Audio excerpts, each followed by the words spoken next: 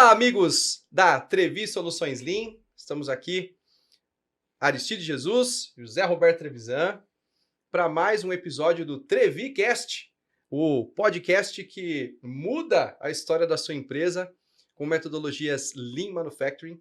E para contemplar esse nosso podcast, nós estamos aqui com o CEO da empresa que certamente você vai precisar e vai ouvir falar dessa empresa, porque é uma galera muito boa, é uma equipe que mudou a nossa história como Trevi no sentido do marketing digital. Então, com vocês, Eduardo Silva, da Dot Square. Por favor, Du, faça a sua introdução. Bom, primeiramente, obrigado pelo convite, né? É um prazer estar aqui com vocês e sentado na cadeira que eu não estou tão confortável aqui, que é de como ser entrevistado, né? Geralmente eu estou aqui na cadeira de host, fazendo as perguntas, e eu não faço ideia o que vai vir hoje aqui, então vamos lá. Obrigado pelo convite, é um prazer estar aqui com vocês. Du, é um prazer recebê-lo aqui. Eu fico muito feliz de trazer não só uma pessoa que é amigo nossa, né, Ari, mas uma pessoa tão competente no trabalho aí, na execução do que você tem feito. Tem nos ajudado muito, né? E a gente tem falado que dentro da Trevi a gente faz questão de estar indicando a novos amigos, aos nossos clientes, pessoas que realmente têm a capacitação de trazer algo novo, de trazer resultados que sejam expressivos, significativos e diferentes, né? Sejam assim excepcionais. E você e a sua equipe realmente têm feito a diferença. Então, obrigado, parabéns, é ótimo tê-lo aqui conosco. Uau! Legal, Obrigado pelas palavras. Legal. Ô, Eduardo, conta para nós um pouquinho da sua trajetória, né? A trajetória até chegar como empreendedor e o CEO da Dot Square. Muito bem. O Eduardo começou a trajetória bem jovenzinho, trabalhando ali com carteira assinada, naquela época podia, né, com 14, 15 anos de idade, numa loja de motopeças, e eu fui contratado para ser o office boy ali na loja, que é uma posição que nem existe, né, que é o garoto do banco, né, que ia lá com malote no banco, pagar a conta da empresa. Só que desde jovem muito curioso, né? E então eu me enfiava atrás do balcão de vendas e ficava acompanhando a galera de vendas e tal. Em menos de 6 meses eu já estava na posição de vendedor também. Quando passou aquele período de exército, né? Que geralmente os jovens não conseguiam, eu fui desligado e tal. E quando eu fui então dispensado do exército, eu entrei na Bosch. Então, na Robert Bosch, na planta de Campinas, na Anhanguera, e ali eu fiz uma carreira lá dentro, né? Então, conheci vocês dois lá dentro, né? Eu acho que a gente entrou na mesma época, abril de 1999. Vocês dois entraram na mesma época. Você já tinha uns 10, 15 anos de Bosch já. Eu fazia um tempinho já. E ali, eu posso falar o quê, né? Foi a minha escola de profissional, como homem. Eu era ruim para comer na Bosch, eu aprendi a comer. Eu entrei jovenzinho, com 18 anos, então, bandejão ali, né? Terceiro turno, a fome vem e você... É o que tem, né? Coloca o que tem ali na bandeja e tal. E logo você entra naquele ritmo. Eu comecei na Bosch no tratamento térmico, uma área pesada, um trabalho braçal, que me ensinou muito sobre humildade, sobre hierarquia, o que é você responder para alguém dentro de uma organização, né? Porque no varejo e tal, mas da minha trajetória anterior, isso não estava tão claro para mim, então eu tinha um tom de rebeldia até entrar na Bosch, né? Que eu fui modelado por uma empresa do porte da Bosch, com a cultura que vocês conhecem, né? Exatamente lá dentro. Então, foi realmente a minha escola. Desses 22 anos que eu fiquei lá dentro, Então, eu fiz ali uma carreira, fiz idioma, fui fazer faculdade, só que nos últimos 10 dos 22 que eu fiquei, eu já estava insatisfeito, porque eu queria empreender. O Faltava bichinho, alguma coisa. o bichinho do empreendedorismo me picou lá dentro da Bosch. Mas Legal. foi nos primeiros 10 anos, aquele primeiro movimento com a Monavi, por exemplo? Aconteceu isso lá, né, nessa trajetória? Ou um pouquinho depois, um pouquinho antes, como foi? A Monavi já era a segunda iniciativa, né? Já era a segunda? Já tinha uma outra empresa anterior, que também envolvido com vendas diretas, né? Com vendas de produto e tal, e tendo que fazer reunião para divulgar o plano de negócio da empresa e tal. Mas eu não enxergava aquilo como um processo... olha, o Eduardo, ele nasceu para fazer isso. Aquilo era tentativas para eu entender o que eu queria fazer em paralelo para que me desse segurança de um dia poder sair de uma empresa do tamanho da Bosch, do jeito que a gente tinha ali estrutura, como funcionário, colaborador, parte social, parte financeira. Então, tudo isso pesa, né?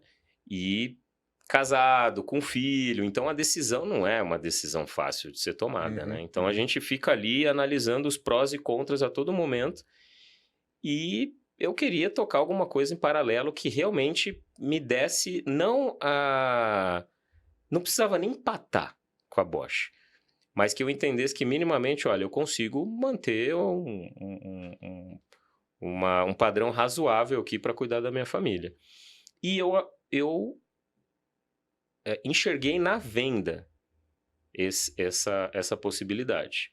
E eu não queria realmente montar um negócio tradicional. Aluga alguma coisa, abre uma portinha, contrata 2, 3 pessoas e começa a vender alguma coisa, né? Eu queria algo que tivesse um tom de disrupção, que foi o que você falou, inovação, e também que tivesse venda envolvido. E na época era venda direta.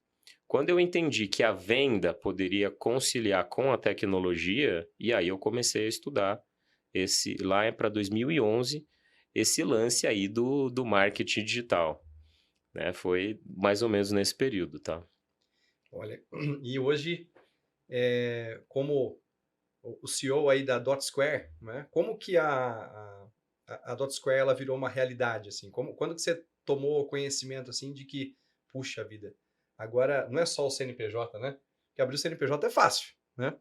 A questão é como que você pilota a empresa, como você, de repente, tem que fazer contratações. Você está numa posição diferente hoje do que quando nós trabalhávamos juntos e efetivamente quando nós nos reaproximamos de novo por conta da Trevi, por conta do marketing digital, né? Sim. E agora você é o dono do negócio.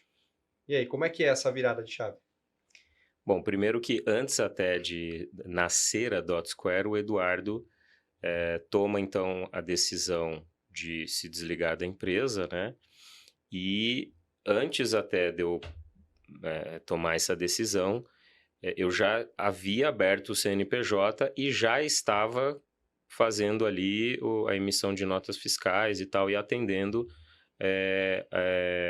nesse modelo de venda direta cursos de inglês, tá? Então, com a pandemia, precisou de uma pandemia para eu tomar coragem e falar, olha, legal, agora vai, porque se a gente passar por isso novamente, ou se eu pegar essa doença e morrer, eu não quero morrer sem realizar os meus sonhos, né?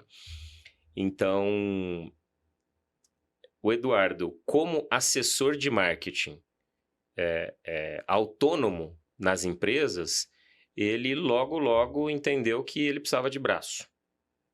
Então, ele sozinho, ele conseguiu atender 5, 6 clientes no máximo.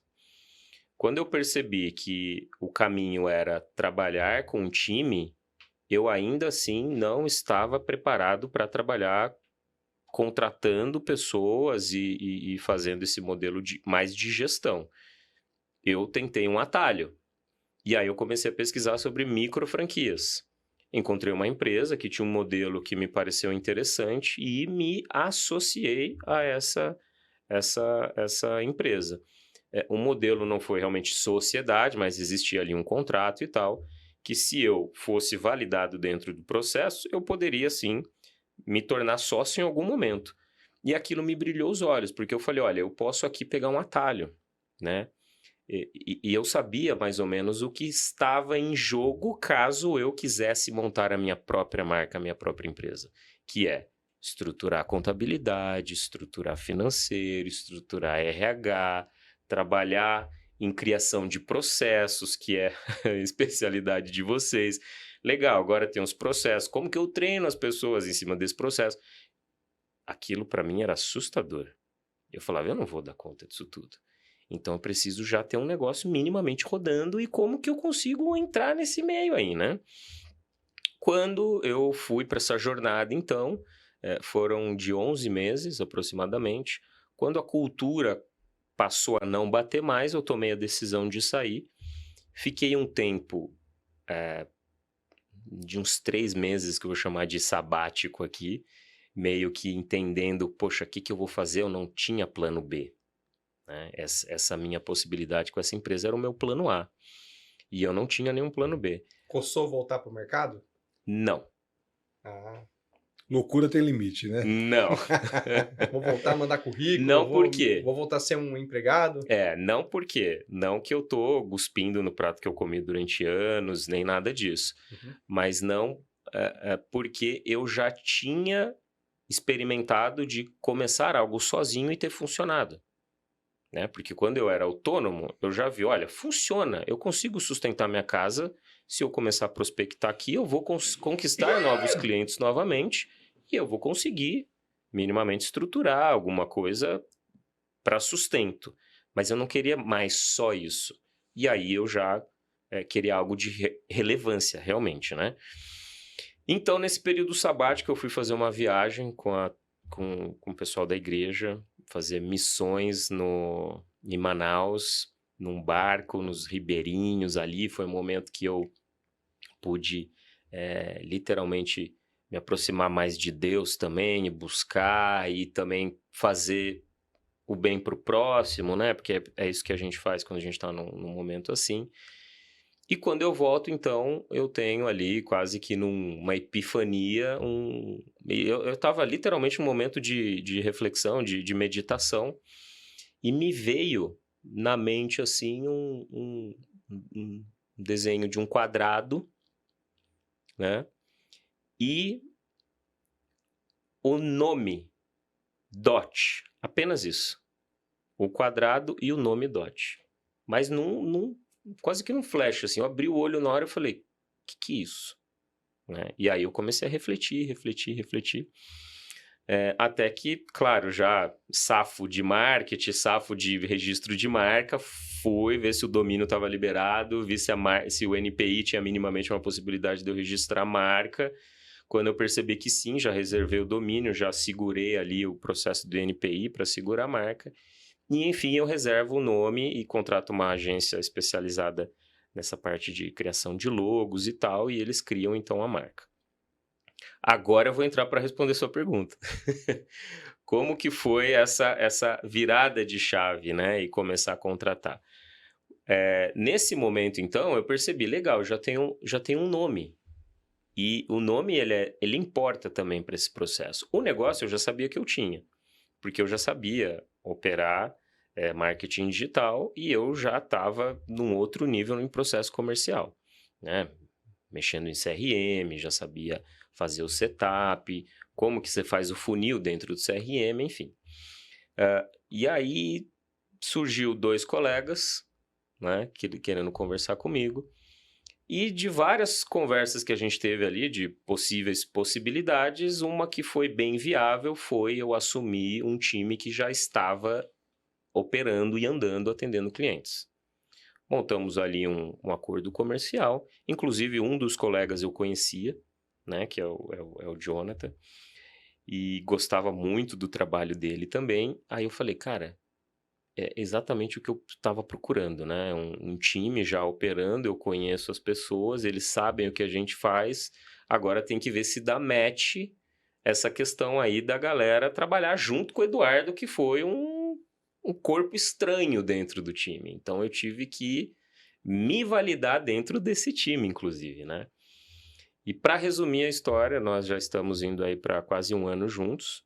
A DotSquare cresceu de fevereiro do ano passado até dezembro do ano passado, quando a gente fez o fechamento, 372% o Sensacional. nosso negócio. Parabéns. Saímos de um time de 4 pessoas contando comigo para hoje um time de 8 pessoas. Né? Então, nós dobramos o time também e estamos aí, inclusive, atendendo vocês como nossos clientes aí extremamente estratégicos, né? Eu costumo falar com o pessoal lá que vocês e o outro 2 colegas também, digníssimos clientes, são exatamente o nosso perfil ideal de cliente. Vocês estão ali bem na mira ali, no 100, no 100. Jogou o dardo, atingiu lá. No Bullseye. Exatamente. O diagrama de Bullseye lá que a gente fez, né? Ô, Eduardo, eu queria aproveitar esse momento, né?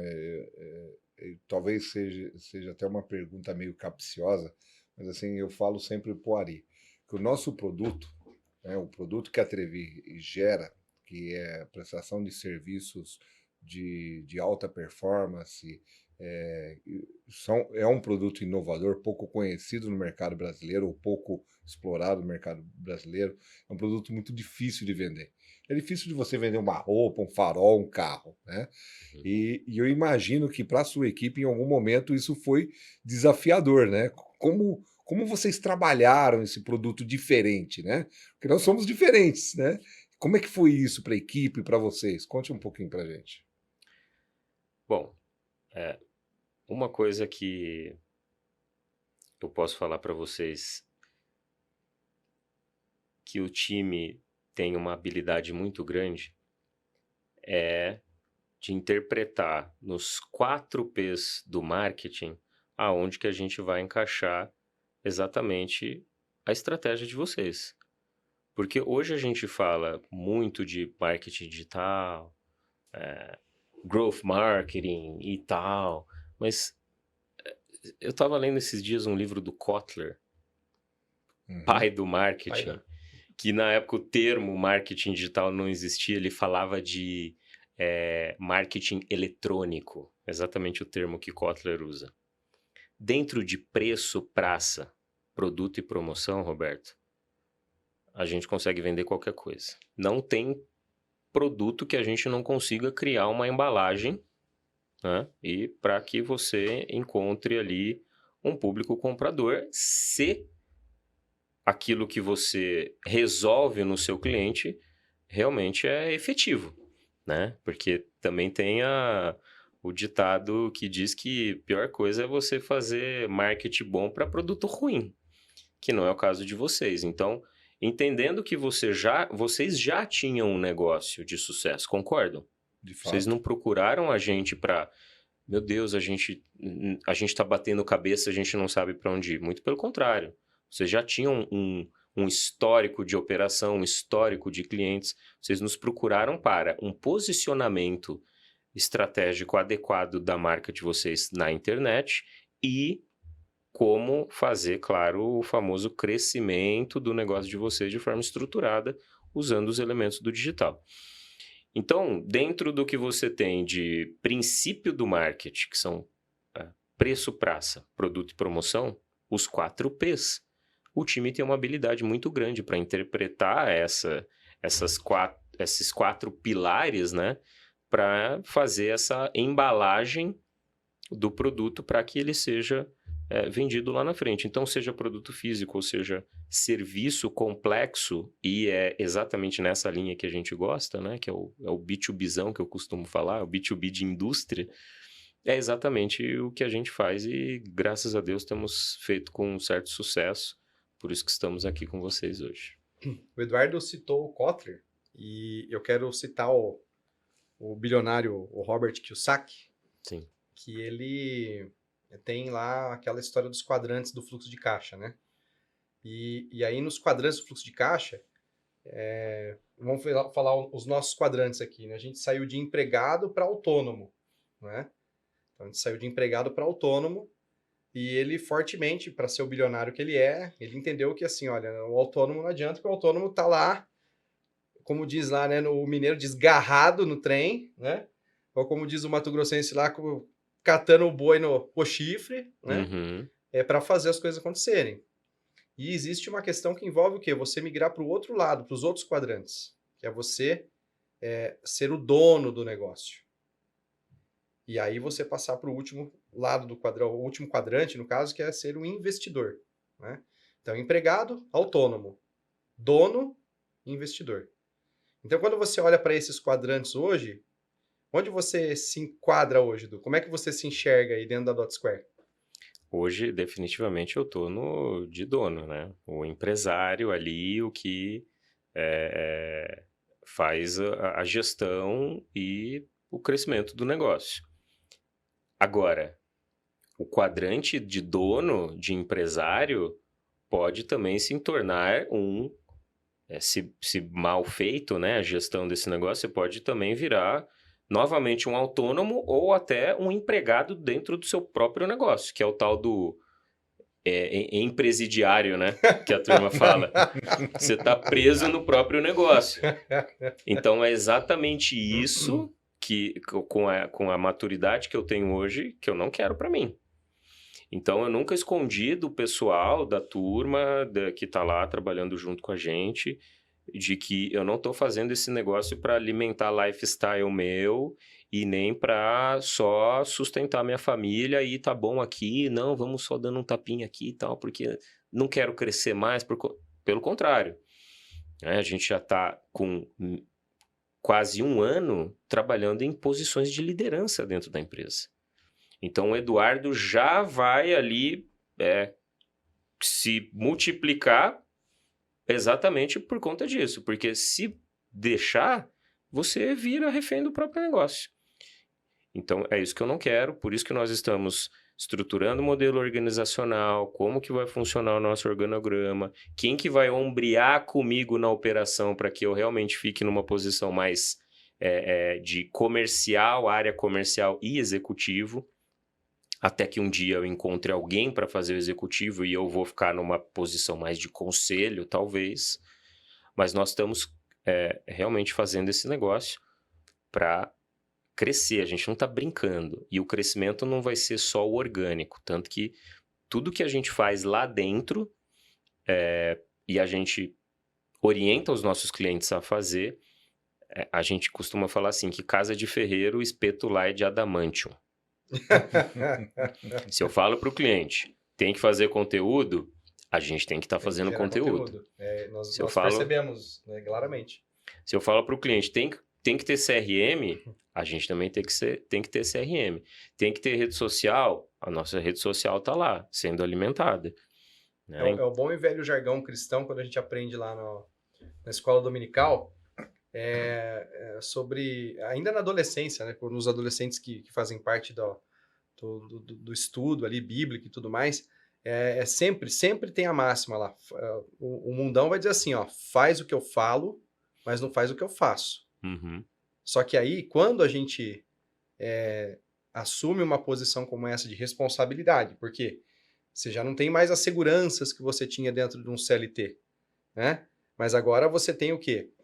Que cumprir com a sua obrigação como chefe de família, como mantenedor da sua casa e tudo mais, né? Sendo supridor de todas as coisas, claro com isso, longe de qualquer tipo de ideologia, né? Em casa, a Rê, minha esposa, ela hoje é como advogada, tem o rendimento dela e tudo mais, isso contribui bastante com a casa, com a família, com as coisas todas, mas o ponto alto é você fazer essa mudança, assumir essa responsabilidade e entender claramente que eu tenho agora uma outra forma de enxergar o mundo, de enxergar possibilidades, enxergar oportunidades, né?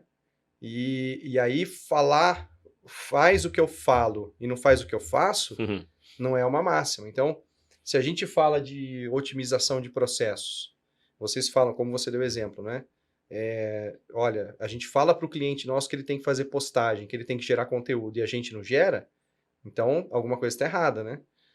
É a mesma coisa. Se nós aqui hoje a gente tem uma questão que faz gestão de processos, tem um trabalho específico em processos dentro das empresas, a ponto das empresas, e aí eu quero enveredar a conversa por esse caminho, e um tema pertinente aqui para o nosso podcast, para essa discussão nossa, olha, faz o que eu falo, mas não, faça como eu faço. Siga o exemplo, né? Siga essa forma de fazer. Porque não adianta nada, até mesmo nas nossas relações, né? Os nossos pais fizeram muito isso com a gente. E a gente tem que tomar o cuidado de não fazer com os filhos, porque tem coisas que a gente vai falar para o filho não fazer, mas a gente fez, né? O bom é que ele não saiba que a gente fez, né? Mas melhor que não saiba. Melhor que não saiba, né? E eu tive o reverendo Galberto, o pastor Galberto da Mocidade para Cristo, um treinamento que nós fizemos em Paulínia, né?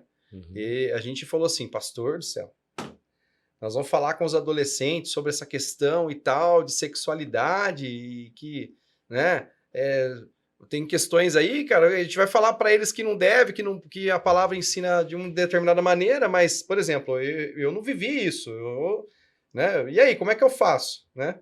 Vou falar pro adolescente, lá para adolescente, que eles não devem queimar a largada no relacionamento deles, no namoro, mas, poxa, eu queimei minha largada lá no meu relacionamento, no meu namoro, como é que eu faço, né? Tem coerência, Ele né? falou, ô meu amigo, peraí, você tem que tomar cuidado, porque a referência não é você.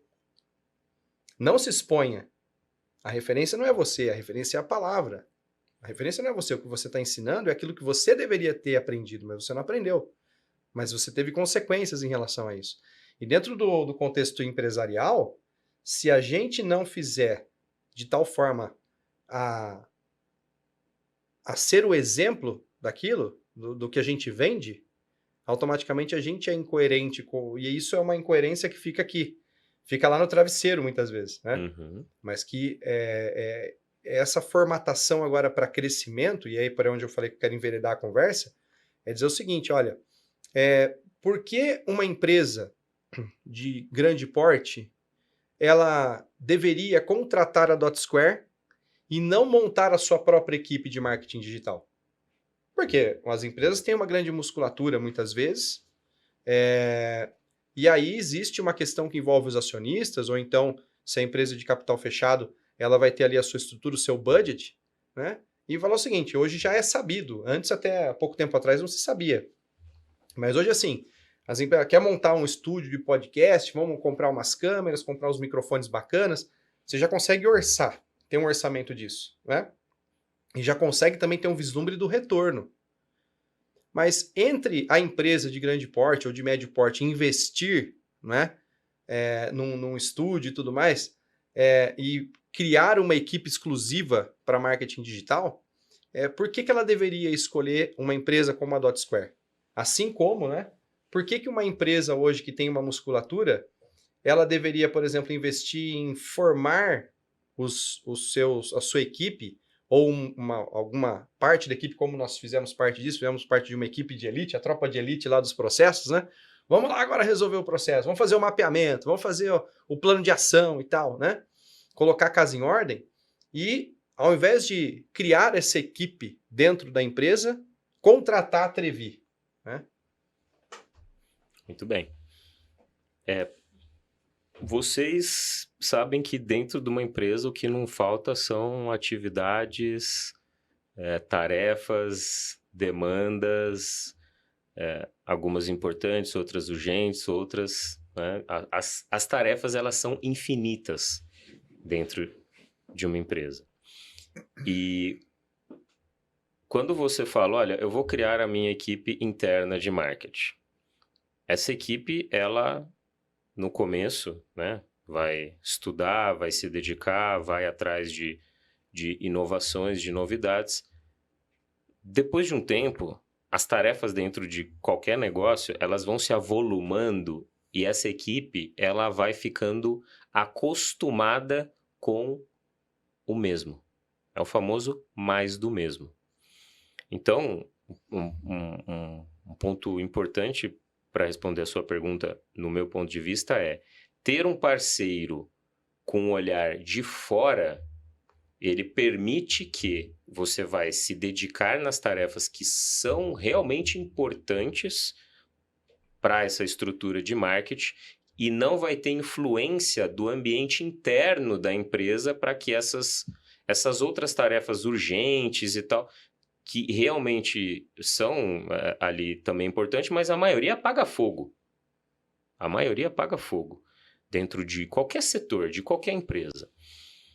Um outro ponto.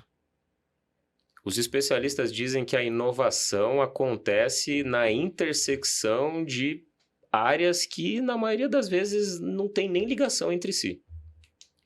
Você ter um parceiro que entende o seu segmento, é especialista e sabe a sua linguagem é importante? É. Só que você ter um parceiro que entende a sua linguagem, entende o seu segmento e também trabalha numa outra ponta com outro segmento que não tem nada a ver com o seu e traz insights para complementar, isso você só teria com um parceiro do mercado. Ou você tem que ter uma área de inovação dentro da sua empresa também e colocar elas para se conversar.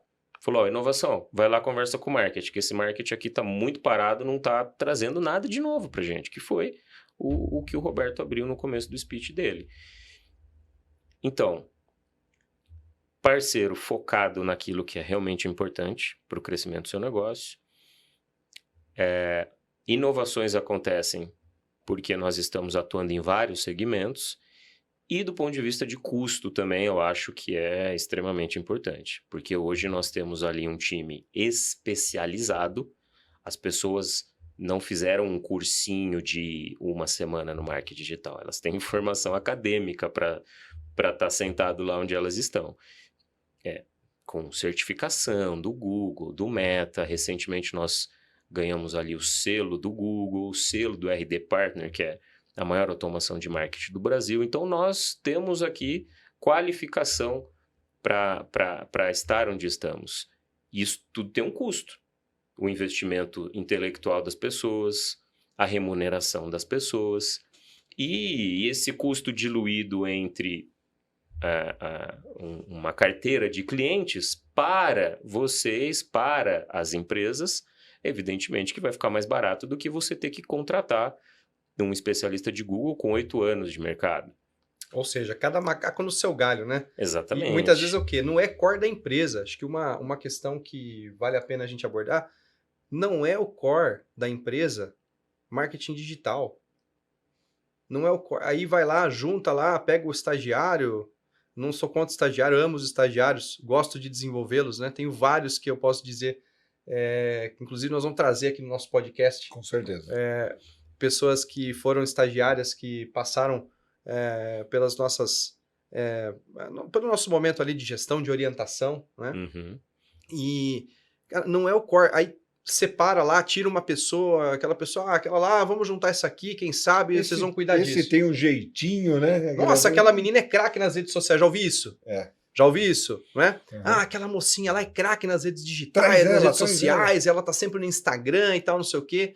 Coloca ela lá, e isso aconteceu recentemente, na clínica de estética que nós atendemos, são clientes nossos, né? E num processo seletivo, ficou muito evidente, né? A clínica precisava de alguém que realmente trabalhasse com a mídia digital, né? Uhum. Trabalhasse efetivamente com a mídia digital. E uma das candidatas se mostrou muito hábil, né, nessa questão. E aquilo chamou a atenção. Chamou a minha atenção, chamou a atenção da Lívia, a doutora Lívia lá de Itangará, dermatologista, Lívia Lage. E aí nós estamos lá e, não, essa menina vai dar certo, né? Uhum. Que ela, né, tem lá as habilidades e tal, ela vai fazer os posts, vai poder cuidar bem dos clientes e tal, já tinha um negócio, né? E, de repente, outras características, ela realmente era muito boa naquilo, mas as características que eram necessárias para a clínica, ela acabou deixando a desejar, né? Então, não deu certo. Não deu certo, a relação não deu certo, né? E aí, não adianta a gente tentar dar o jeitinho, né? Vamos lá, vamos no caminho de ter os especialistas, pessoas que são competentes naquilo que elas fazem, né? Não, dar esse jeitinho, muitas vezes vai sair mais caro, é mais do mesmo, é aquela coisa que já não tem mais impacto, que já está maçante, começa a cobrir o aniversário, começa a cobrir, né, a árvore que... né? Vamos podar a árvore. Olha só, pessoal, estamos fazendo a poda da árvore. Cara, N outras alternativas que não faz sentido nenhum. Né? Quando nós atuávamos juntos, teve uma situação muito parecida. E que eu lembro de ter recebido uma crítica muito forte. Né? Numa reunião gerencial, apresentando os resultados, eu recebi uma crítica muito forte, claro, né? No momento ali, a crítica é como uma espada que corta, né? Que, né? Vem, você não gosta, mas fazendo uma reflexão mais profunda, fazia todo sentido. Por quê? Nós criamos uma equipe, né, de 5S. Então, 5S são 5 sensos, né, da cultura japonesa, do pós-guerra, que veio lá do pós-guerra, né? E que os 5 sensos que geraram exatamente uma formatação de como lidar culturalmente com as questões que envolvem utilização, o Seiri, Seisou, Seiton, Seiketsu, Shitsuke. São os 5 S. Né? Então, o senso de utilização, o senso de organização, o senso de limpeza, e depois a padronização, que o pessoal envolve lá a saúde, coloca a saúde no meio, mas é padronização, como que a gente faz as coisas de tal forma que a gente sabe, é a melhor forma, o melhor método de fazer uma determinada atividade, e a autodisciplina. E aí, o que a gente fez? Nós criamos o quê? Os facilitadores, ou os multiplicadores do 5S, né? E você era um deles. Por conta da atuação específica numa metodologia dentro do seu contexto, da área que você atuava. E aí nós tínhamos vários multiplicadores em diferentes áreas de produção. E aí o que nós fizemos? Nós criamos uma forma de alternar os momentos de auditoria. Então você não ia auditar a sua própria área. Nós criamos uma escala, e nessa escala você ia auditar a área do Adriano. O Adriano vinha auditar a sua área. Aí os outros facilitadores iam auditar áreas distintas. Para quê? Para gerar aprendizado, para acelerar o aprendizado entre os departamentos e trazer as boas práticas para cada uma das áreas. E aí é onde morou o perigo. Por quê? Porque o facilitador do 5S, dentro da área produtiva, virou o faz-tudo do 5S. Então, você ia lá fazer auditoria numa outra área, aprendia alguma coisa bacana, mas aí não era a equipe que tinha que executar.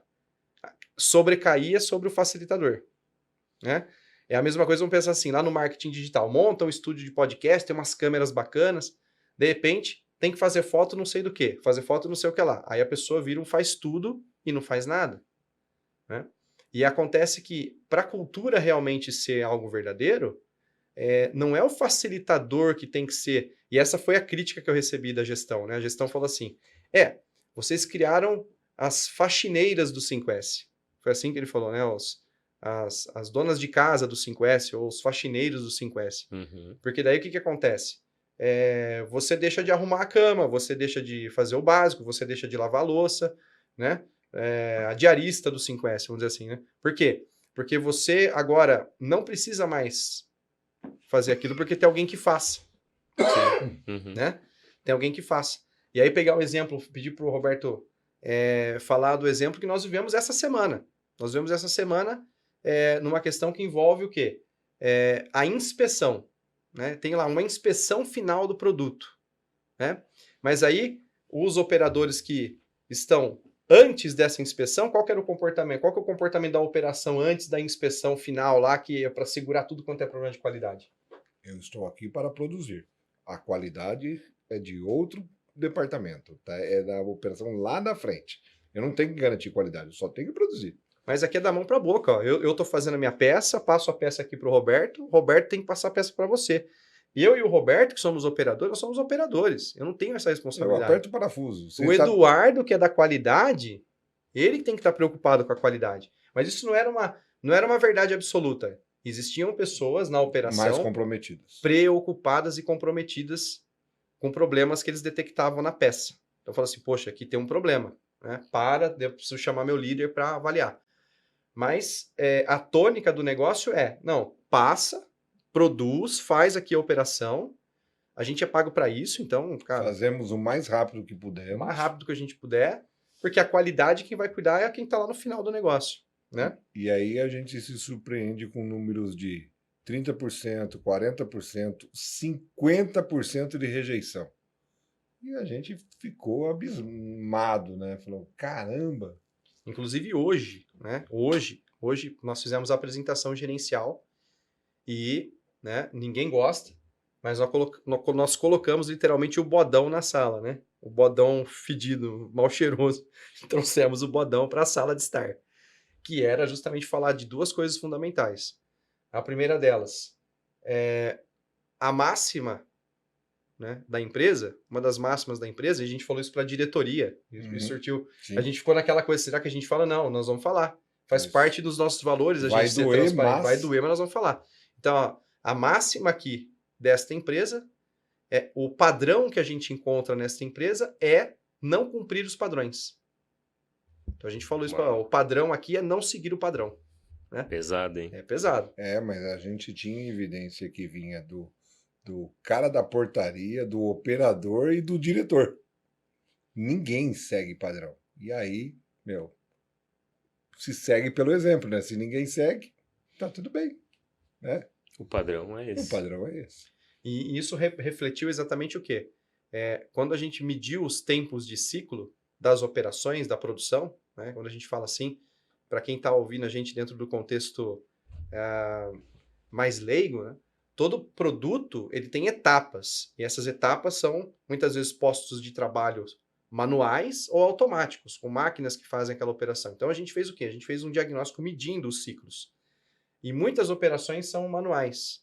Então, como é que a gente comprovou essa teoria de que o padrão é não seguir o padrão? Não tem uma operação, porque assim, é direita e esquerda, né? Espelho. O posto é espelho. E mesmo as operações que são que dependem de algum mecanismo, algum dispositivo, nenhuma operação ela é compatível com a outra em nível de tempo. Porque cada operador, cada operadora faz como ela acha melhor. Totalmente desbalanceados. Mas olha só que bacana, a gente também entende qual foi a premissa adotada por essa empresa. Ela criou padrões, implementou padrões, treinou as pessoas, mas deu a essas pessoas autonomia para serem flexíveis. E aonde não devia. Uma coisa é você ter autonomia de sugerir melhoria e continuar dentro de um padrão até que a gente prove que essa melhoria sugerida ela é eficaz, você implementa, testa, funciona, adota um novo padrão. E aí todo mundo segue o padrão. O problema é que deixou livre para todo mundo criar o seu próprio padrão. Né? Ser flexível ao extremo. Né? O objetivo é mandar a peça para frente. E aí a gente tem o segundo aspecto, né? O primeiro aspecto era esse. O padrão da empresa é não seguir os padrões. Então isso foi bem pesado. O segundo aspecto com o time da qualidade, da engenharia da produção, assim, um FPY, um First Pass Yield, que é o fazer certo da primeira vez, de 50%. Então eu tenho uma segregação, eu produzo, 50% eu segrego, para ver o que deu. Né? 50% eu entrego. E aí, como que se sobrevive numa situação como essa? Né? E aí vem aquela história. Podemos desenvolver uma equipe de metodologia dentro da empresa? Podemos desenvolver uma equipe de marketing dentro da empresa? Ou isso é desperdício? Essa questão, para mim, né, no cenário em que nós estamos vivendo agora de alavancar a Trevi no cenário nacional, mesmo a Dot Square no cenário nacional, é uma tônica, é uma resposta que a gente tem que ter uma clareza muito grande na hora do quê? Da negociação.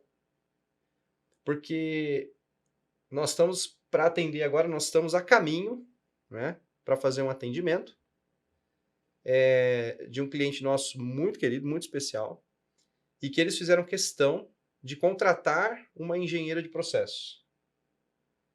E no dia que ela chega, que é segunda-feira agora, nós vamos recebê-la, né? Então, a Atrevi vai fazer o quê? A recepção dessa pessoa especialista em processos, né? Uhum. Mas a tônica da história toda, o cuidado que a gente quer ter com essa pessoa, é colocar para ela todo o nosso aprendizado de dizer o seguinte: não seja a heroína dos processos, né? Não seja aquela que vai ser a detentora das verdades absolutas sobre o processo. Muito pelo contrário, né? O sucesso nessa trajetória toda é fazer com que a equipe, a gestão, entenda claramente qual é o core, qual é o cerne da atividade. O que é o mais importante, o que agrega valor, né? Fazer a documentação, criar o treinamento e tal, isso tudo, ou até mesmo estabelecer os padrões, elaborar esses padrões, isso pode ser feito por quê? Por uma equipe especializada, uma equipe contratada, porque é uma demanda curta, é uma demanda de tiro curto, né? Uma vez estabelecida a linha editorial, né, eu tenho uma empresa, uma equipe especializada para caminhar naquela linha editorial, né? E não ficar fazendo qualquer coisa. Né? Chama o cara do marketing, chama a menina do marketing, chama não sei o quê. Por quê? Vamos tirar uma foto da equipe aqui, vamos terminar o workshop. Chama a menina do marketing para tirar foto, né?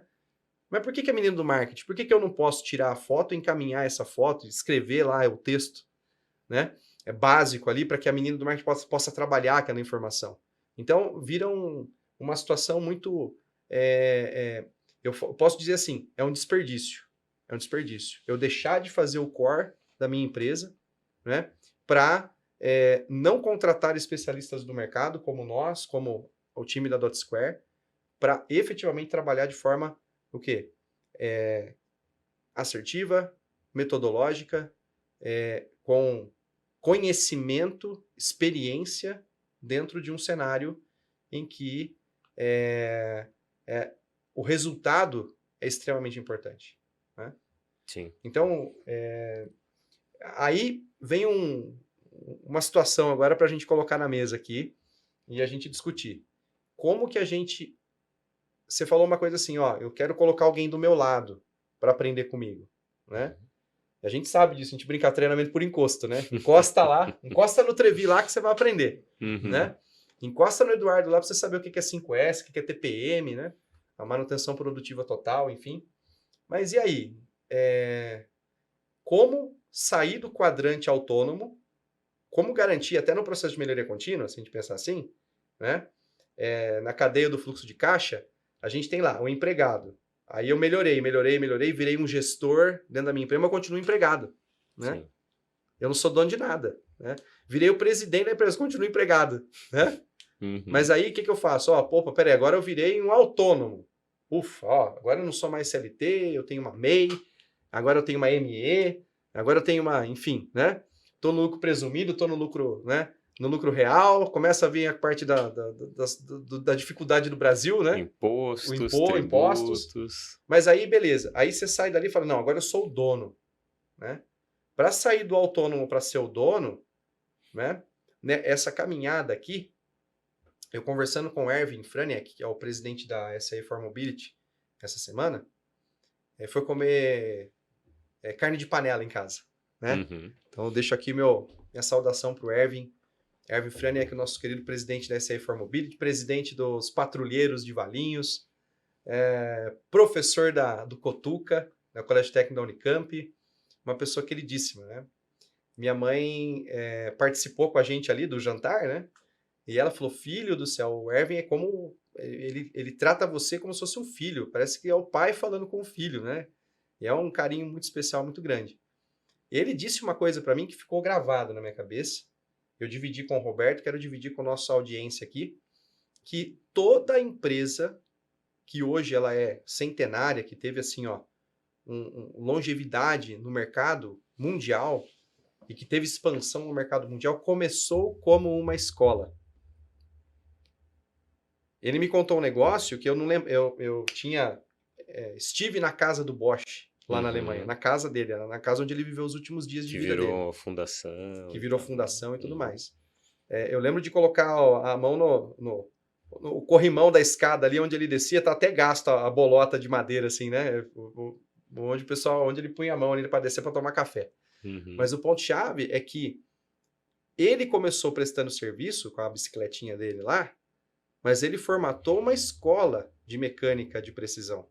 E dessa escola de mecânica de precisão na Alemanha que surgiram as patentes, a vela, a questão lá, dínamo, a questão do starter lá para geladeira, né, e tal e tudo mais. Isso tudo aconteceu por quê? Porque ele formatou uma escola, né? E aí agora a pergunta que eu quero deixar para os senhores aqui, né? Como que nós vamos multiplicar, porque assim, para a gente sair efetivamente, para colocar o calço, né? Para não voltar para a condição de autônomo, para não voltar para a condição de empregado, como é que é o empresário? O empresidiário. Empresidiário, o empregado presidiário, né? Que fica ali dentro do seu negócio, né? Uhum. Como que a gente, efetivamente, assumindo a função de dono, para assumir, de fato, essa cadeira de dono do negócio, a gente pode gerar o quê? Talentos, ou trazer talentos para o nosso lado, para treinar esses talentos, para executar as tarefas que geraram as nossas carreiras, né? E aí, qual que seria uma estratégia para se fazer isso? Muito bem. Para tudo tem metodologia.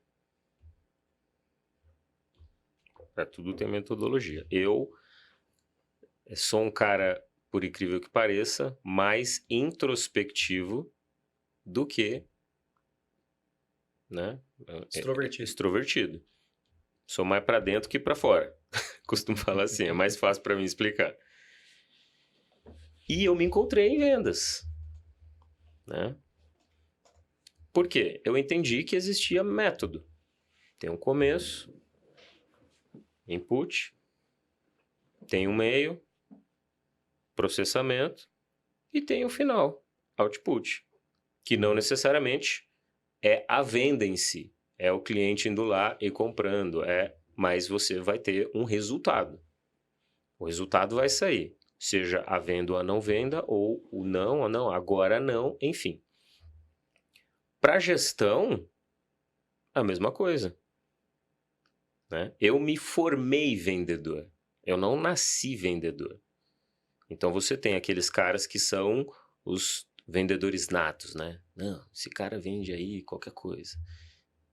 Tem as falácias aí, né? Vende areia no deserto. Primeiro que esses ditadinhos aí, com a venda do jeito que tá hoje, já caiu tudo por terra, né? Porque, pô, vender areia no deserto, que solução que você tá resolvendo? Pelo contrário, né? Então, o vendedor, o falastrão, o cara que, não, vem aqui e tal, não existe mais. Hoje o consumidor ele está muito bem educado. Ele vai na internet, ele pesquisa, enfim.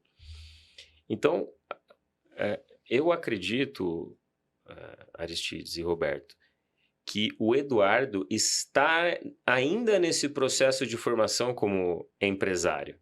Hoje, quando eu digo eu já estou com alguém ombreando comigo para eu já me dividir, sair do operacional, ir para o comercial, é exatamente para eu trabalhar na formação daquilo que eu acredito que eu fui chamado para fazer nesse mundo aqui, que é trabalhar com esse processo comercial e desenvolver pessoas, né? Porque eu lembro muito, dentro da Bosch, eu sempre falava, eu gosto de treinar, eu gosto de ensinar, eu gosto de educar.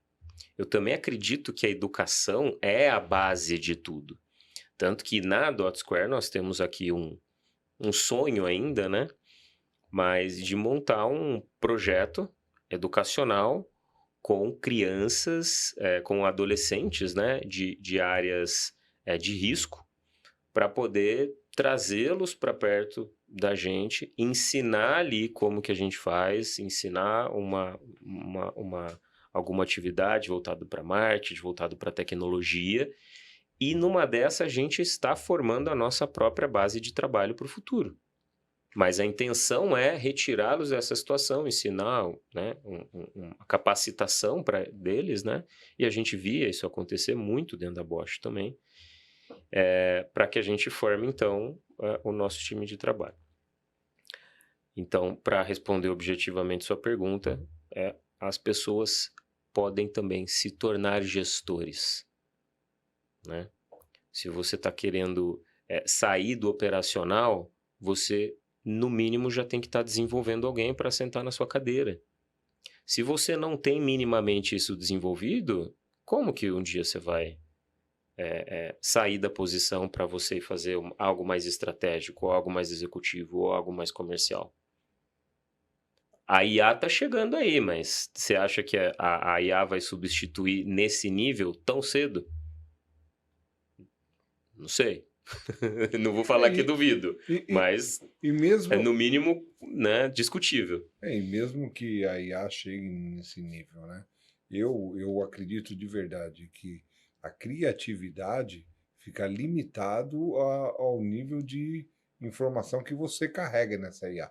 E o ser humano tem uma criatividade ilimitada. Então, eu particularmente, no quesito criatividade, não acredito que o IA vai se igualar ao ser humano. Eu não acredito, de verdade, né? E indo nessa linha, e também tentando ajudar na resposta, Ari, eu diria o seguinte: primeiro de tudo é acreditar nas pessoas, né?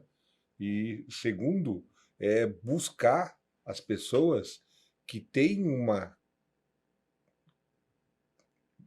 conexão com a sua forma de pensar, com a sua forma de agir, né?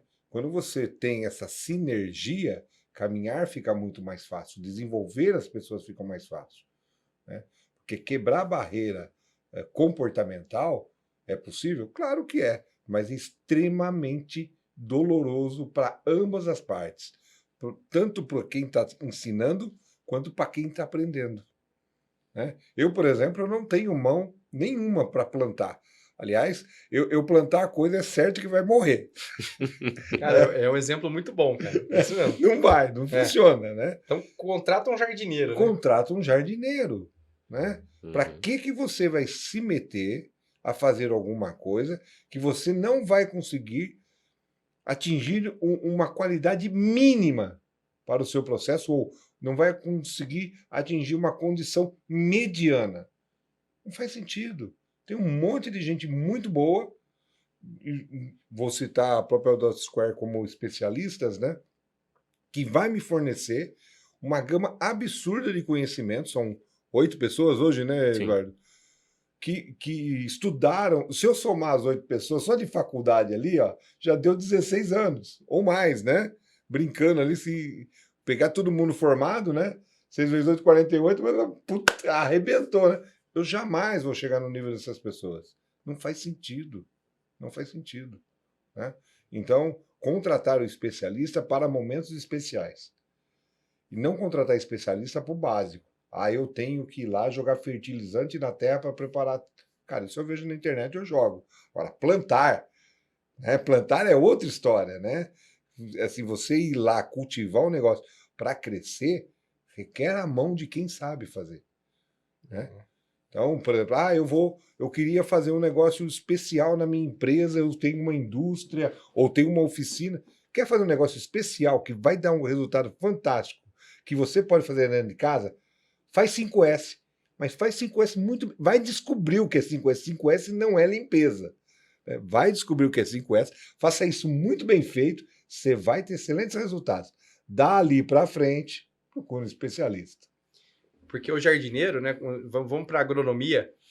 O jardineiro ou o agricultor, ele tem uma coisa na veia. O pessoal que é agrônomo e tudo mais, tem uma coisa na veia que é são as 3 letrinhas, né? Tem uma tríade ali. Tudo que o 3 parece que tem até o plano, né? O plano perfeito você só faz com 3 pontos, né? Uhum. E aí tem uma questão que é o NPK, né? Que é o nitrogênio, fósforo e potássio. Uhum.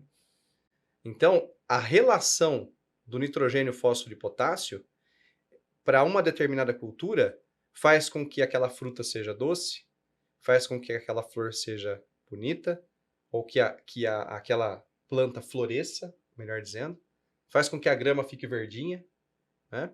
Nas férias agora, né, nós tivemos esse exemplo. Um amigo nosso, né, o Paulo Mafra, ele mostrou a foto da casa do Júlio. O Júlio é uma pessoa muito querida, e ele tem um gramadão na casa dele, lá em Tangará, e ele jogou um substrato na grama. A grama estava feia, mirrada, muito sol, aquela seca estiagem lá em Tangará da Serra, e a grama estava mirrada e tal. Ele comprou um substrato, né, e jogou na grama, e foi cuidando da grama, e aí depois tem um antes e depois, bem legal.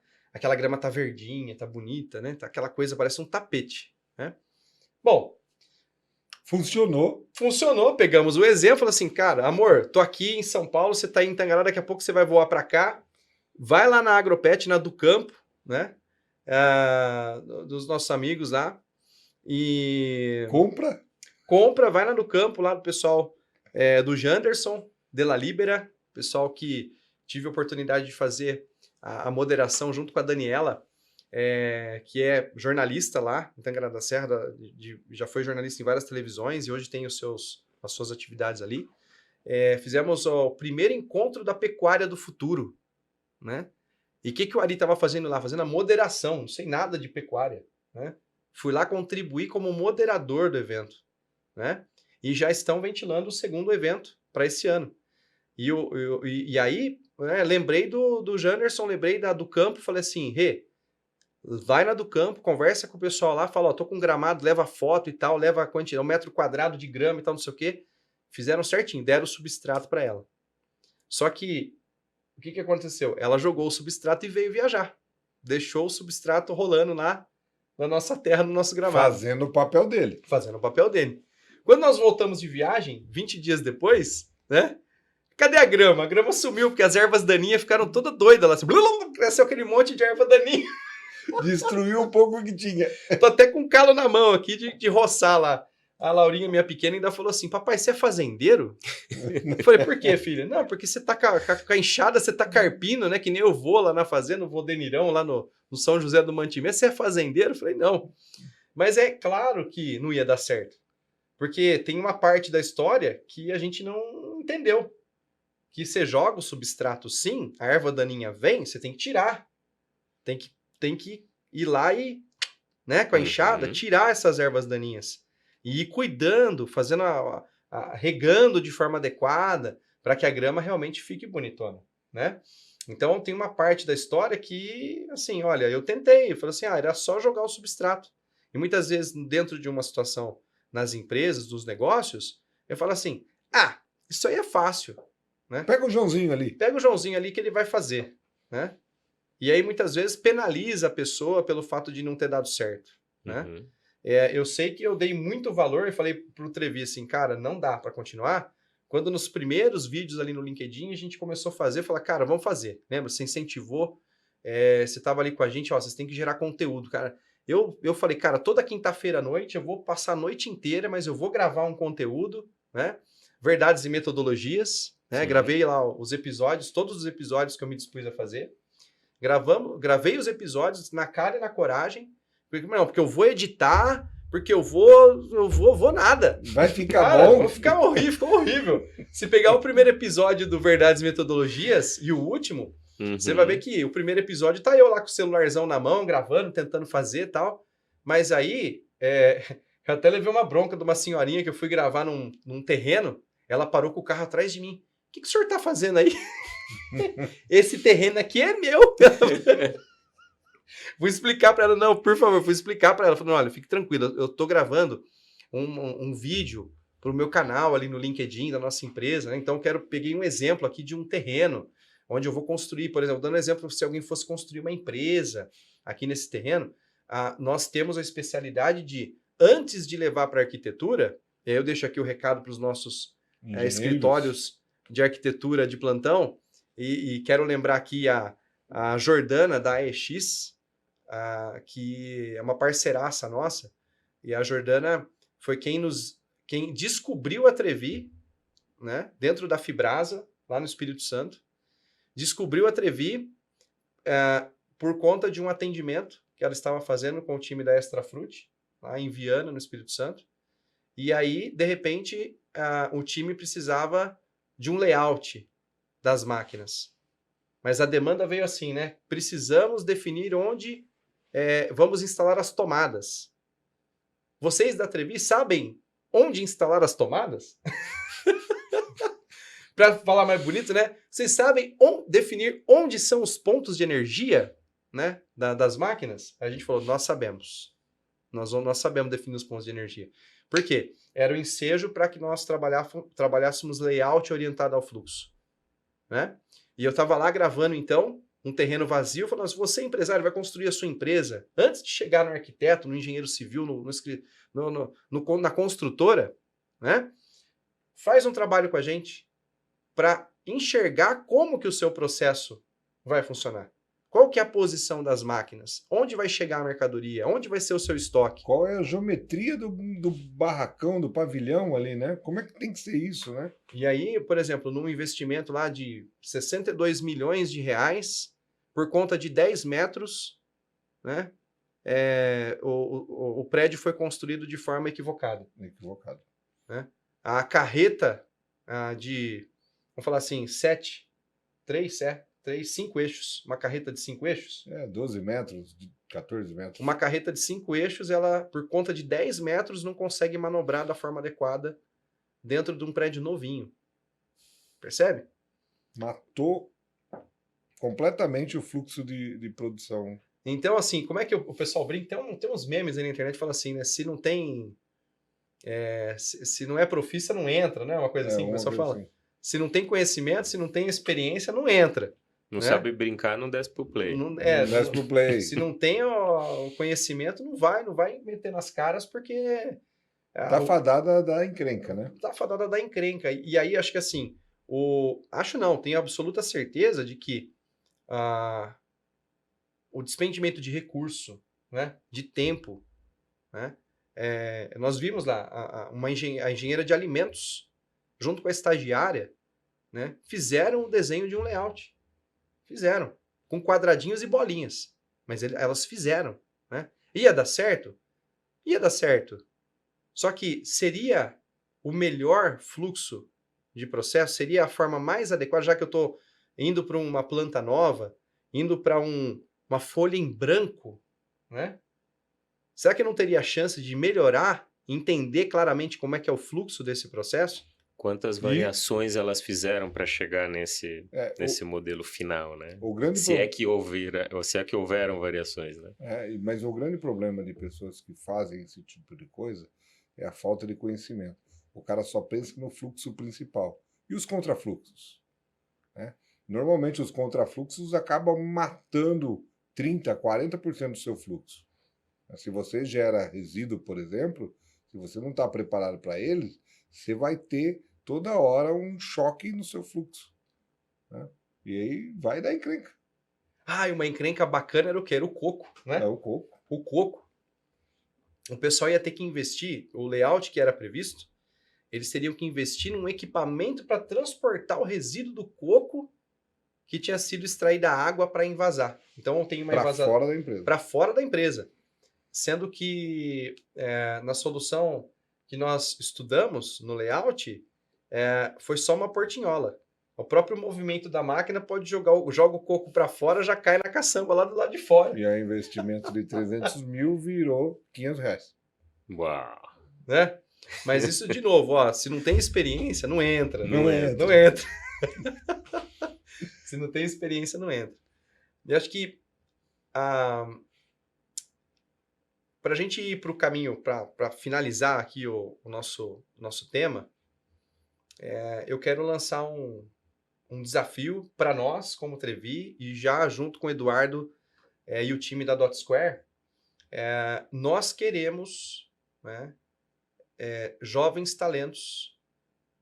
Nós queremos jovens talentos. Essa galera que está chegando agora, que está ainda em dúvida no mercado, que está ralando na universidade, tem que ser aquele perfil, né? O perfil daquela molecada que, assim, está estudando à noite porque está trabalhando de dia.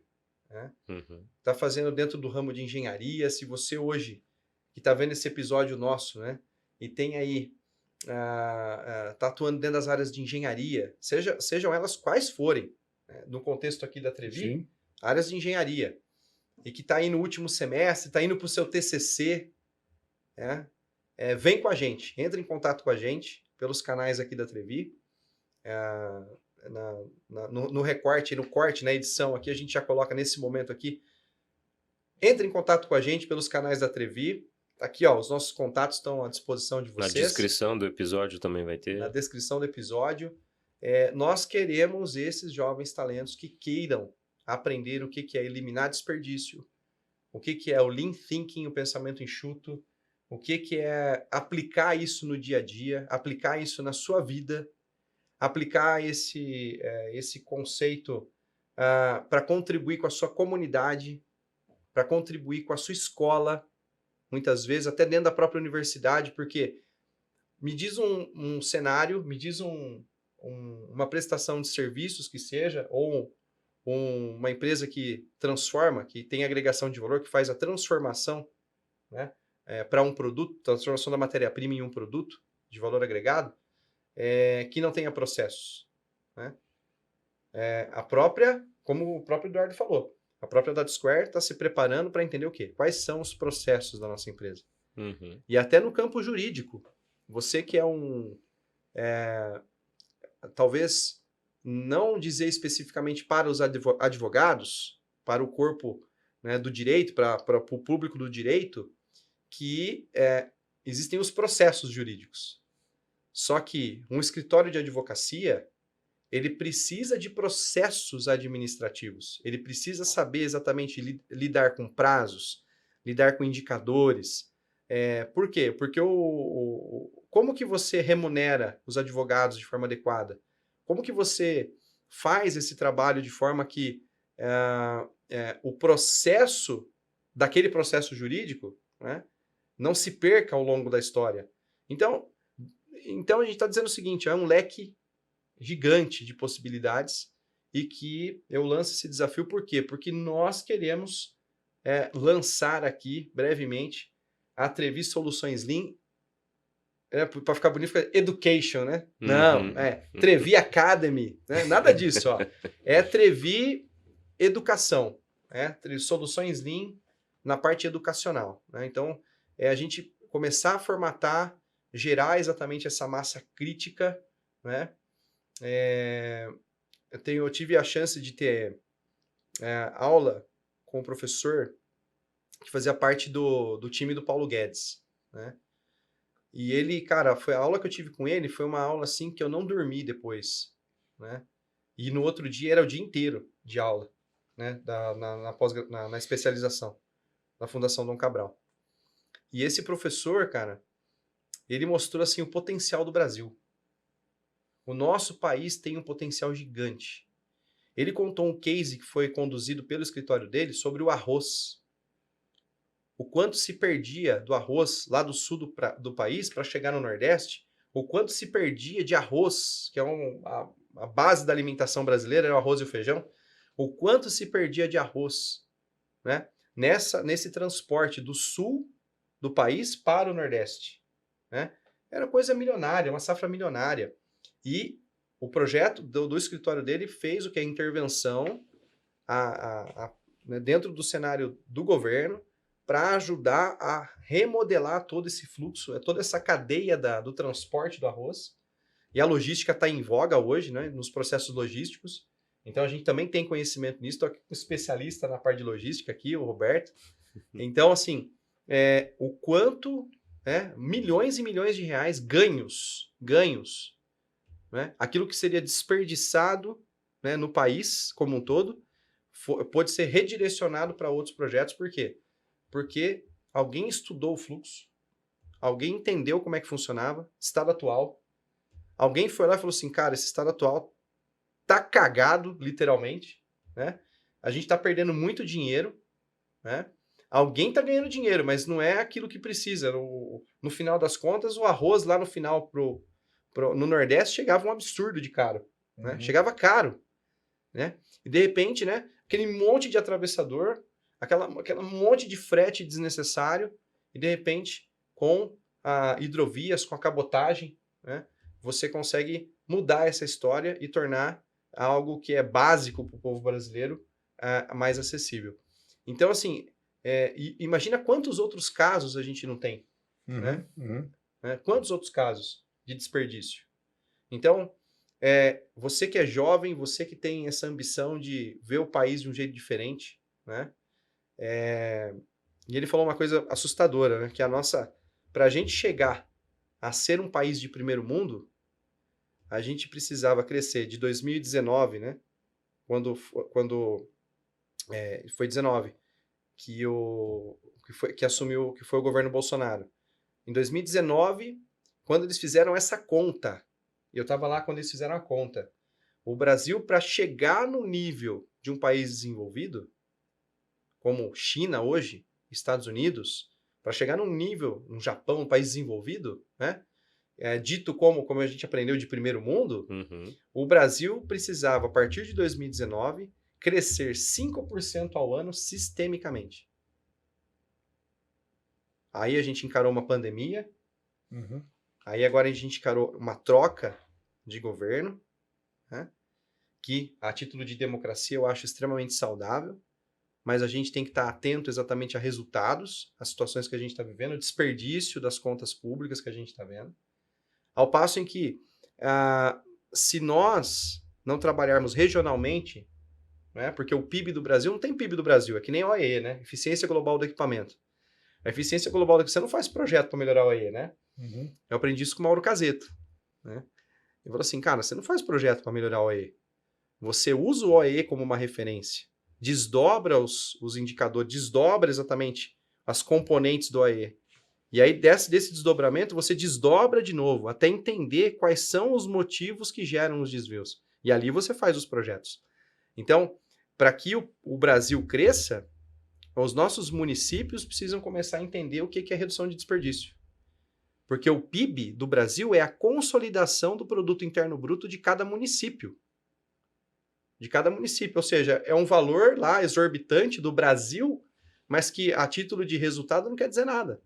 Porque quem gera aquele resultado são os municípios, né?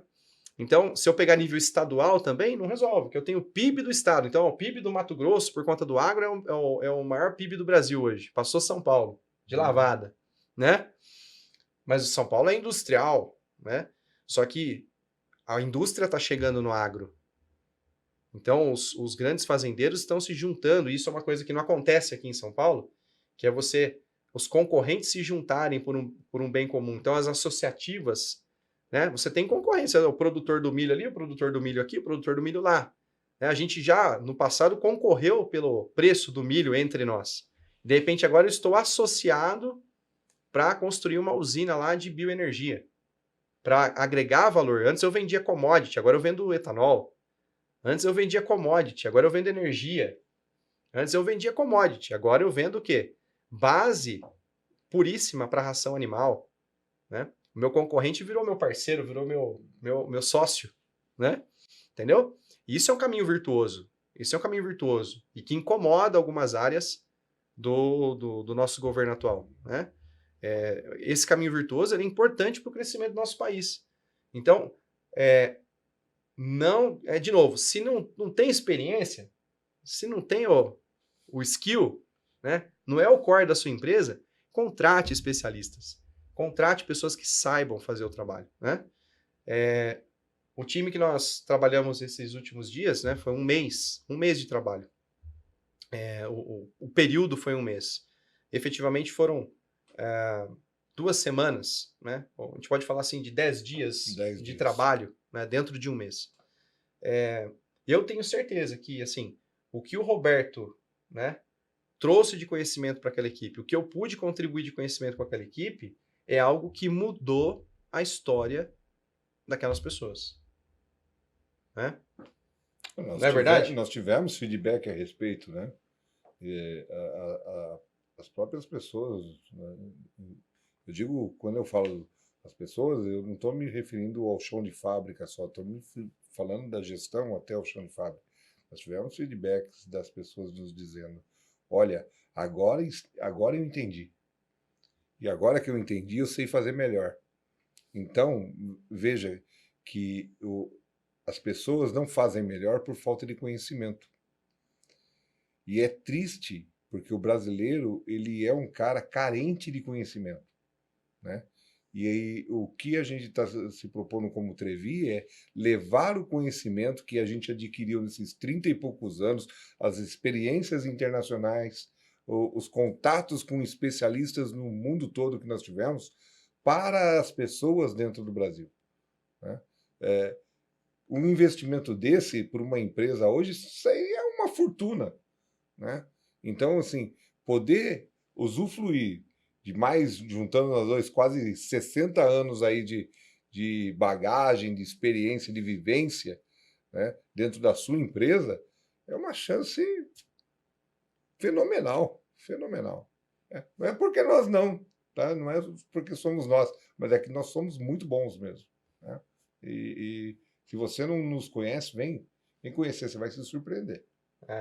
Porque assim, nós nos colocamos à prova, né? Uhum. Naquele processo do empregado para virar o autônomo, eu tenho uma história bacana para contar. Formatando a SAE for Mobility, que é a empresa que o Erwin hoje, vinculada à SAE, é o presidente, eu tive a chance de ser avaliado, né? Avaliado. O meu currículo foi avaliado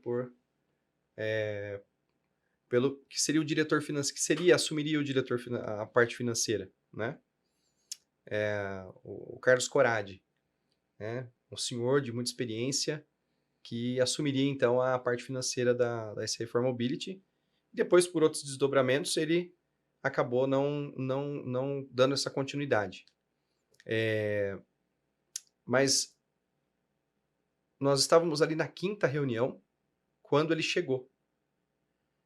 E eu estava em Tangará. Foi a primeira semana minha em Tangará acompanhando o meu sogro que estava na UTI.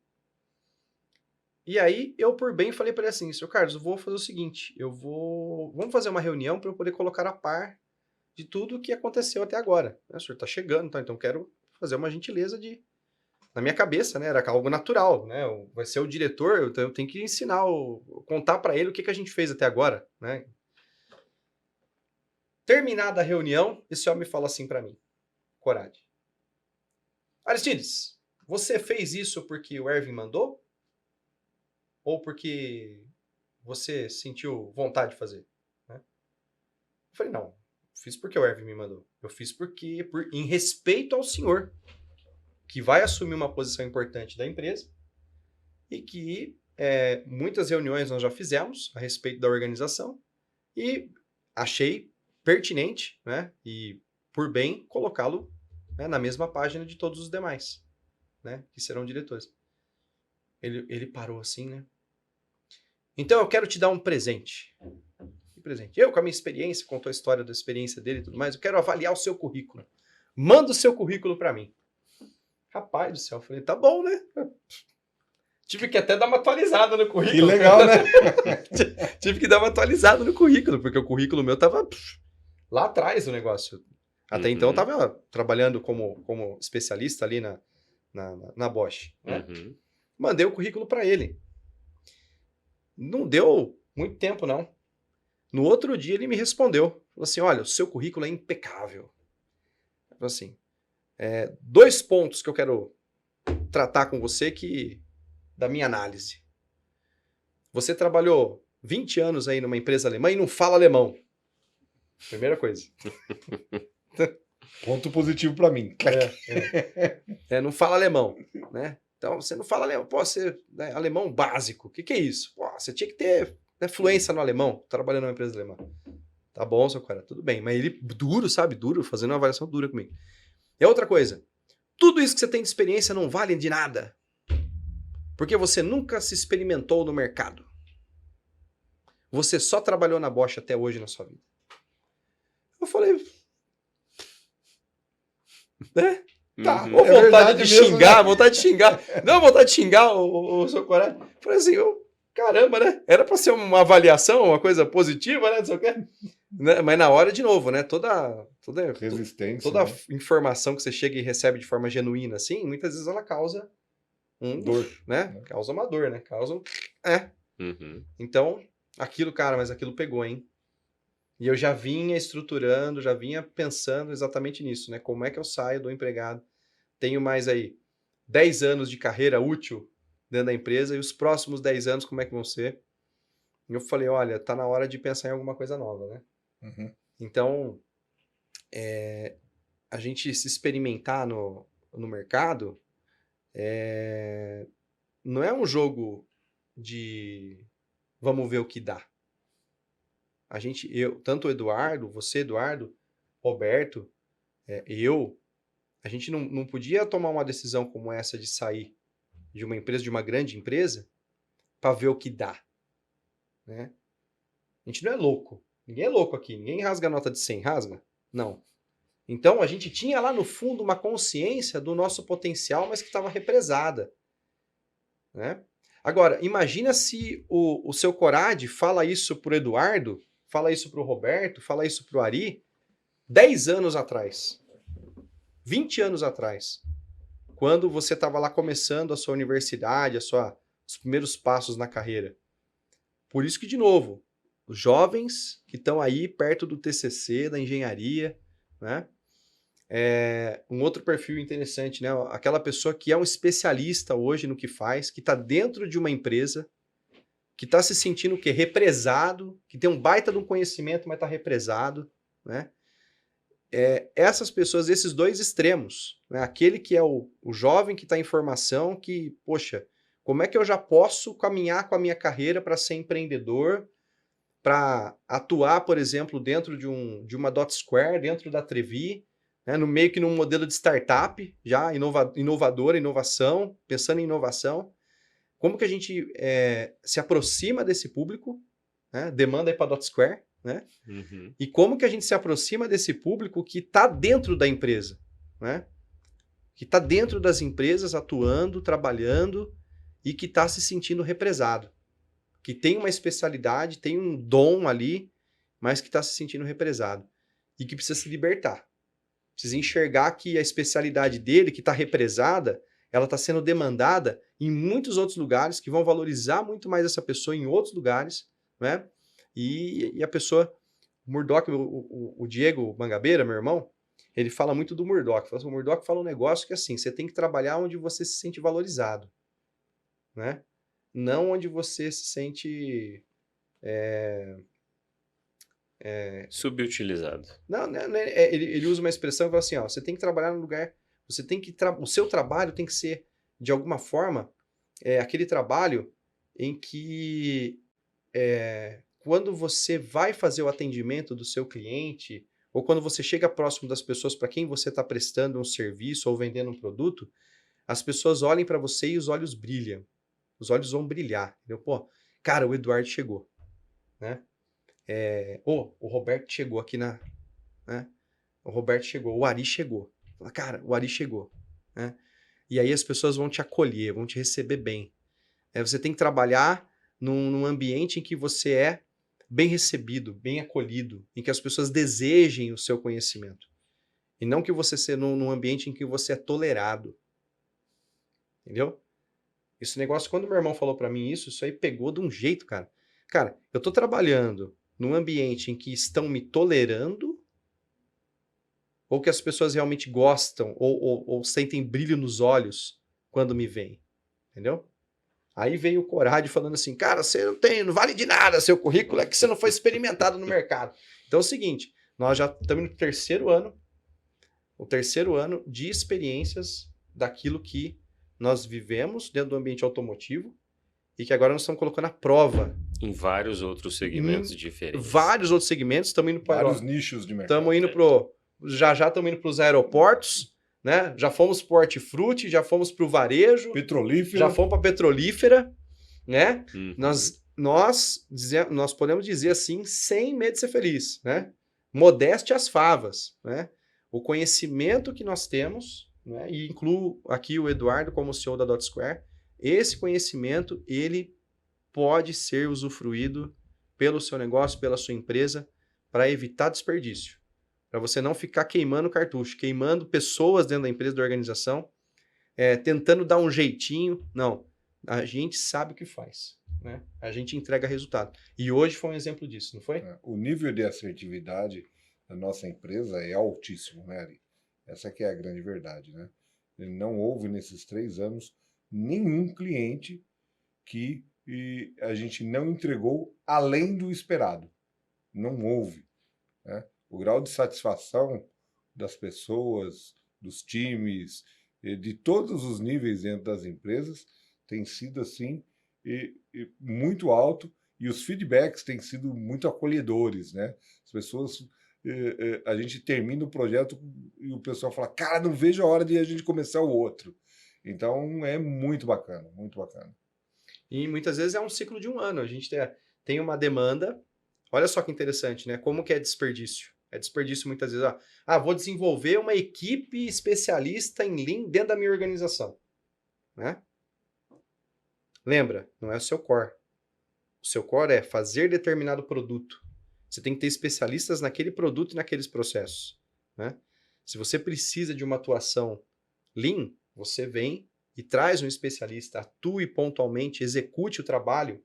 O recurso é escasso, porque o dia a dia vai consumir, então não adianta, vamos mapear todos os processos, né? Vamos fazer plano de melhoria para todas as áreas da empresa, né? Isso é desperdício, né? De tempo e de recurso. Então a empresa que nos contratou em janeiro do ano passado, ela recebeu um pacote de informações, um pacote de conhecimentos, trabalhou ao longo do ano esse pacote, estruturou o seu negócio novamente, aí chegou ao ponto, janeiro de 2024, precisamos da Trevi aqui de novo. Próximo passo. Próximo passo, porque levou um ano para o pessoal entender tudo aquilo que a gente trouxe de conhecimento, executar, e aí chegar numa curva de, olha, agora não conseguimos ir mais. Investimento pequeno, né?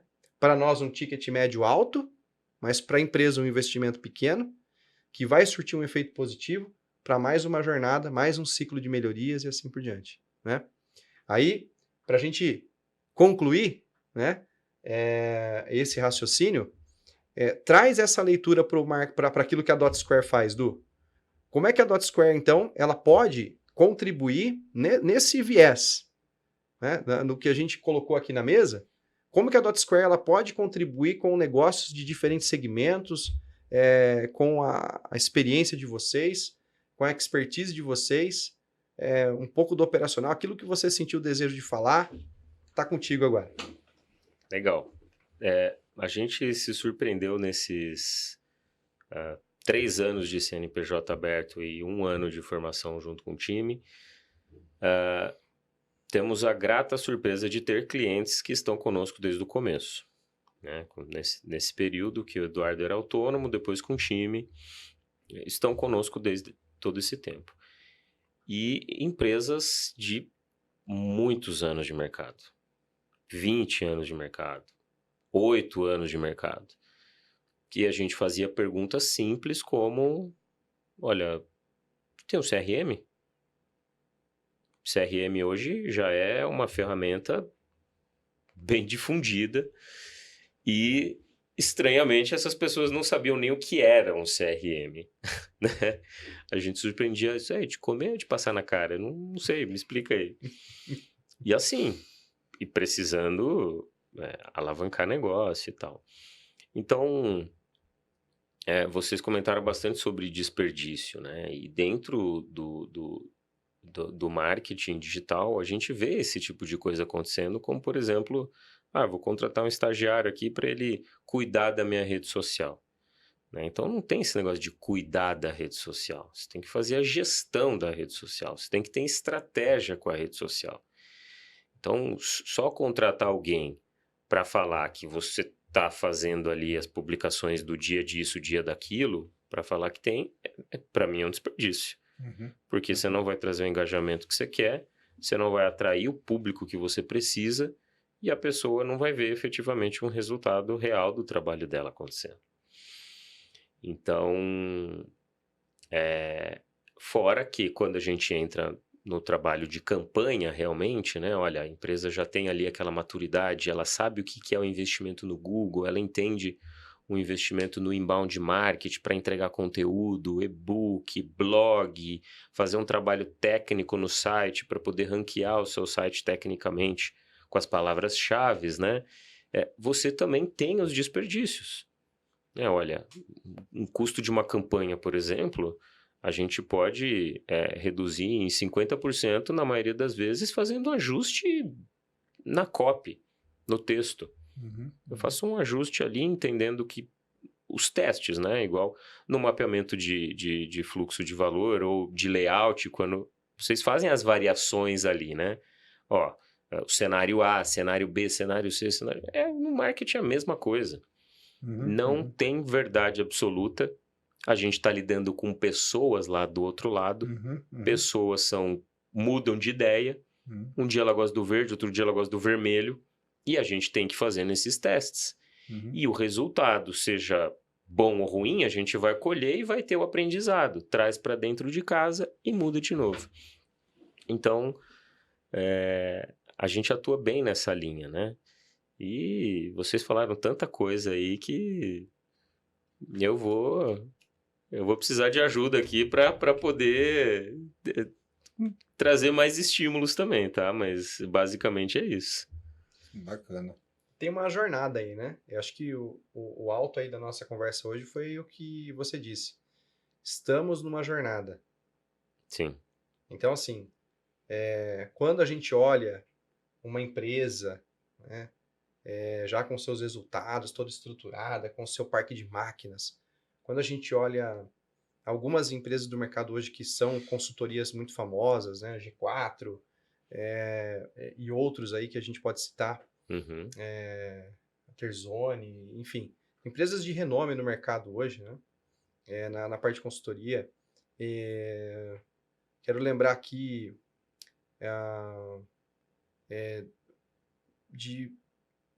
nossa, é até difícil, eu posso acabar cometendo um erro, né? Pela memória agora, de querer puxar na memória. Mas a gente muitas vezes foca, e as pessoas, a sociedade olha para aquele empresário de sucesso, né? O cara que está comprando a Porsche lá, tal, e aí o LinkedIn é diferente do Instagram. No Instagram é o lifestyle, né? O cara tá lá, é o youtuber ou o jogador de futebol, os caras que ganham uma grana pesada vão lá na concessionária, o cara posta lá, tô tirando meu sonho aqui e tal, não sei o quê, olha só, né, que você pode... Aí o cara vende o curso ali, ó, como é que você pode ser milionário? Eu vou te dar essa dica. Cara, não existe isso, meu. Não existe, né? O cara que entra nessa tá achando que o mundo é cor-de-rosa, né, meu? Né? Que as nuvens são de algodão doce, né? Porque, cara, o cara tá vendendo esse curso, ele vai vender esse curso e muita gente vai fazer o curso e não vai ser milionário, né? Não adianta, a receita não é assim que funciona, né? Então, do mesmo jeito que a gente tem um monte de charlatão no mercado, né, que estão enganando muita gente, a gente tem que ter consciência de que a nossa jornada, se ela é uma jornada verdadeira, né, pautada em valores, a gente está caminhando dentro de uma firmeza de propósito, né, de realmente contribuir com o nosso país, não é enganando as pessoas que a gente vai fazer isso. É sendo minimamente, né? Antes colocava no currículo, né? A pessoa tem que ser honesta, né? Agora não se coloca mais, né? Pré-requisito para vaga. Agora eu acho que vai ter que voltar, viu? Tem que começar a voltar. Pré-requisito para vaga, honesto, né? Porque tá difícil, né? Vai ser difícil muita gente passar, né? Tá difícil. O nível de picaretagem no mercado hoje tá alto, né? Mas o ponto que eu quero abordar aqui pra gente caminhar pro final é que nós estamos numa jornada, né? Nós não queremos, o foco nosso não é assim, eu quero ter muito dinheiro. Bom, né? Seria. Né? Você ter muito dinheiro, né? Mas a tônica, assim, de ter muito dinheiro sem trabalhar, sem fazer a coisa acontecer, não existe, né? Esse negócio não existe. Só se você nasceu de pai rico, né? Nasceu de pai rico e ganhou uma herança, e, enfim, né? Ou casou, como meu cunhado fala, casou com uma mulher rica. Né? Que também tá difícil achar. Mas o bacana é assim, nós estamos numa jornada de valor, produtiva, e a gente tem um propósito muito grande do quê? De dividir conhecimento com o empresariado brasileiro, com empresas brasileiras sediadas no Brasil, que possam efetivamente usufruir desses conhecimentos, né? De especialidades. Uhum, uhum. E aí, assim, eu creio sim que a gente ter exatamente uma tranquilidade financeira para a nossa aposentadoria, para os nossos filhos, enfim, para ter o cuidado aí mínimo possível com a manutenção familiar da nossa vida e tudo mais, a gente ter um conforto, né? Isso tudo são coisas que são consequências. Serão consequências de um trabalho bem feito, né? Eu creio que essa consequência ela não pode ser o fim das coisas, né? Não pode ser o fim. Eu tô aqui para ganhar dinheiro. Então, aí o cara tá para ganhar dinheiro, então quer dizer, ele usa de corrupção, né? Má fé. Usa de má fé, né? Eu lembro, judiação, a minha esposa, no começo ali da carreira, após a formação, OAB na mão, né? Foi participar de uma entrevista para um escritório, ficou extremamente contente, né? Com o ambiente do escritório e tal. E aí Deus é bom, né, cara? Deus mostra as coisas pra gente. No final do dia veio lá uma pessoinha, iluminado, né? Um capirotinho, né? Chegou lá pro advogado e falou assim, então, porque, olha, eu fui lá fazer o laudo do médico e no que precisava, então, eu fui lá fazer o laudo lá, esse capirotinho estava colocando a empresa no pau, né? Por uma lesão que o médico do trabalho, o médico lá, o que fez a avaliação dele, deu negativo. A lesão dele não tinha nada a ver. Não tinha nada a ver com o trabalho naquela empresa. Uhum. Mas ele estava pedindo uma indenização. E a indenização, pelo tamanho da empresa, fechava a empresa. Aí, no finalzinho desse dia de trabalho lá que a Rebeca passou, o cara falou assim, não. Ô, seu capirotinho, vai lá no capirotão, que é um médico X ali, ele vai dar o laudo que a gente precisa pra gente colocar. Porra, cara. Entendeu? Vai dar o laudo que a gente precisa para que a gente possa continuar o processo.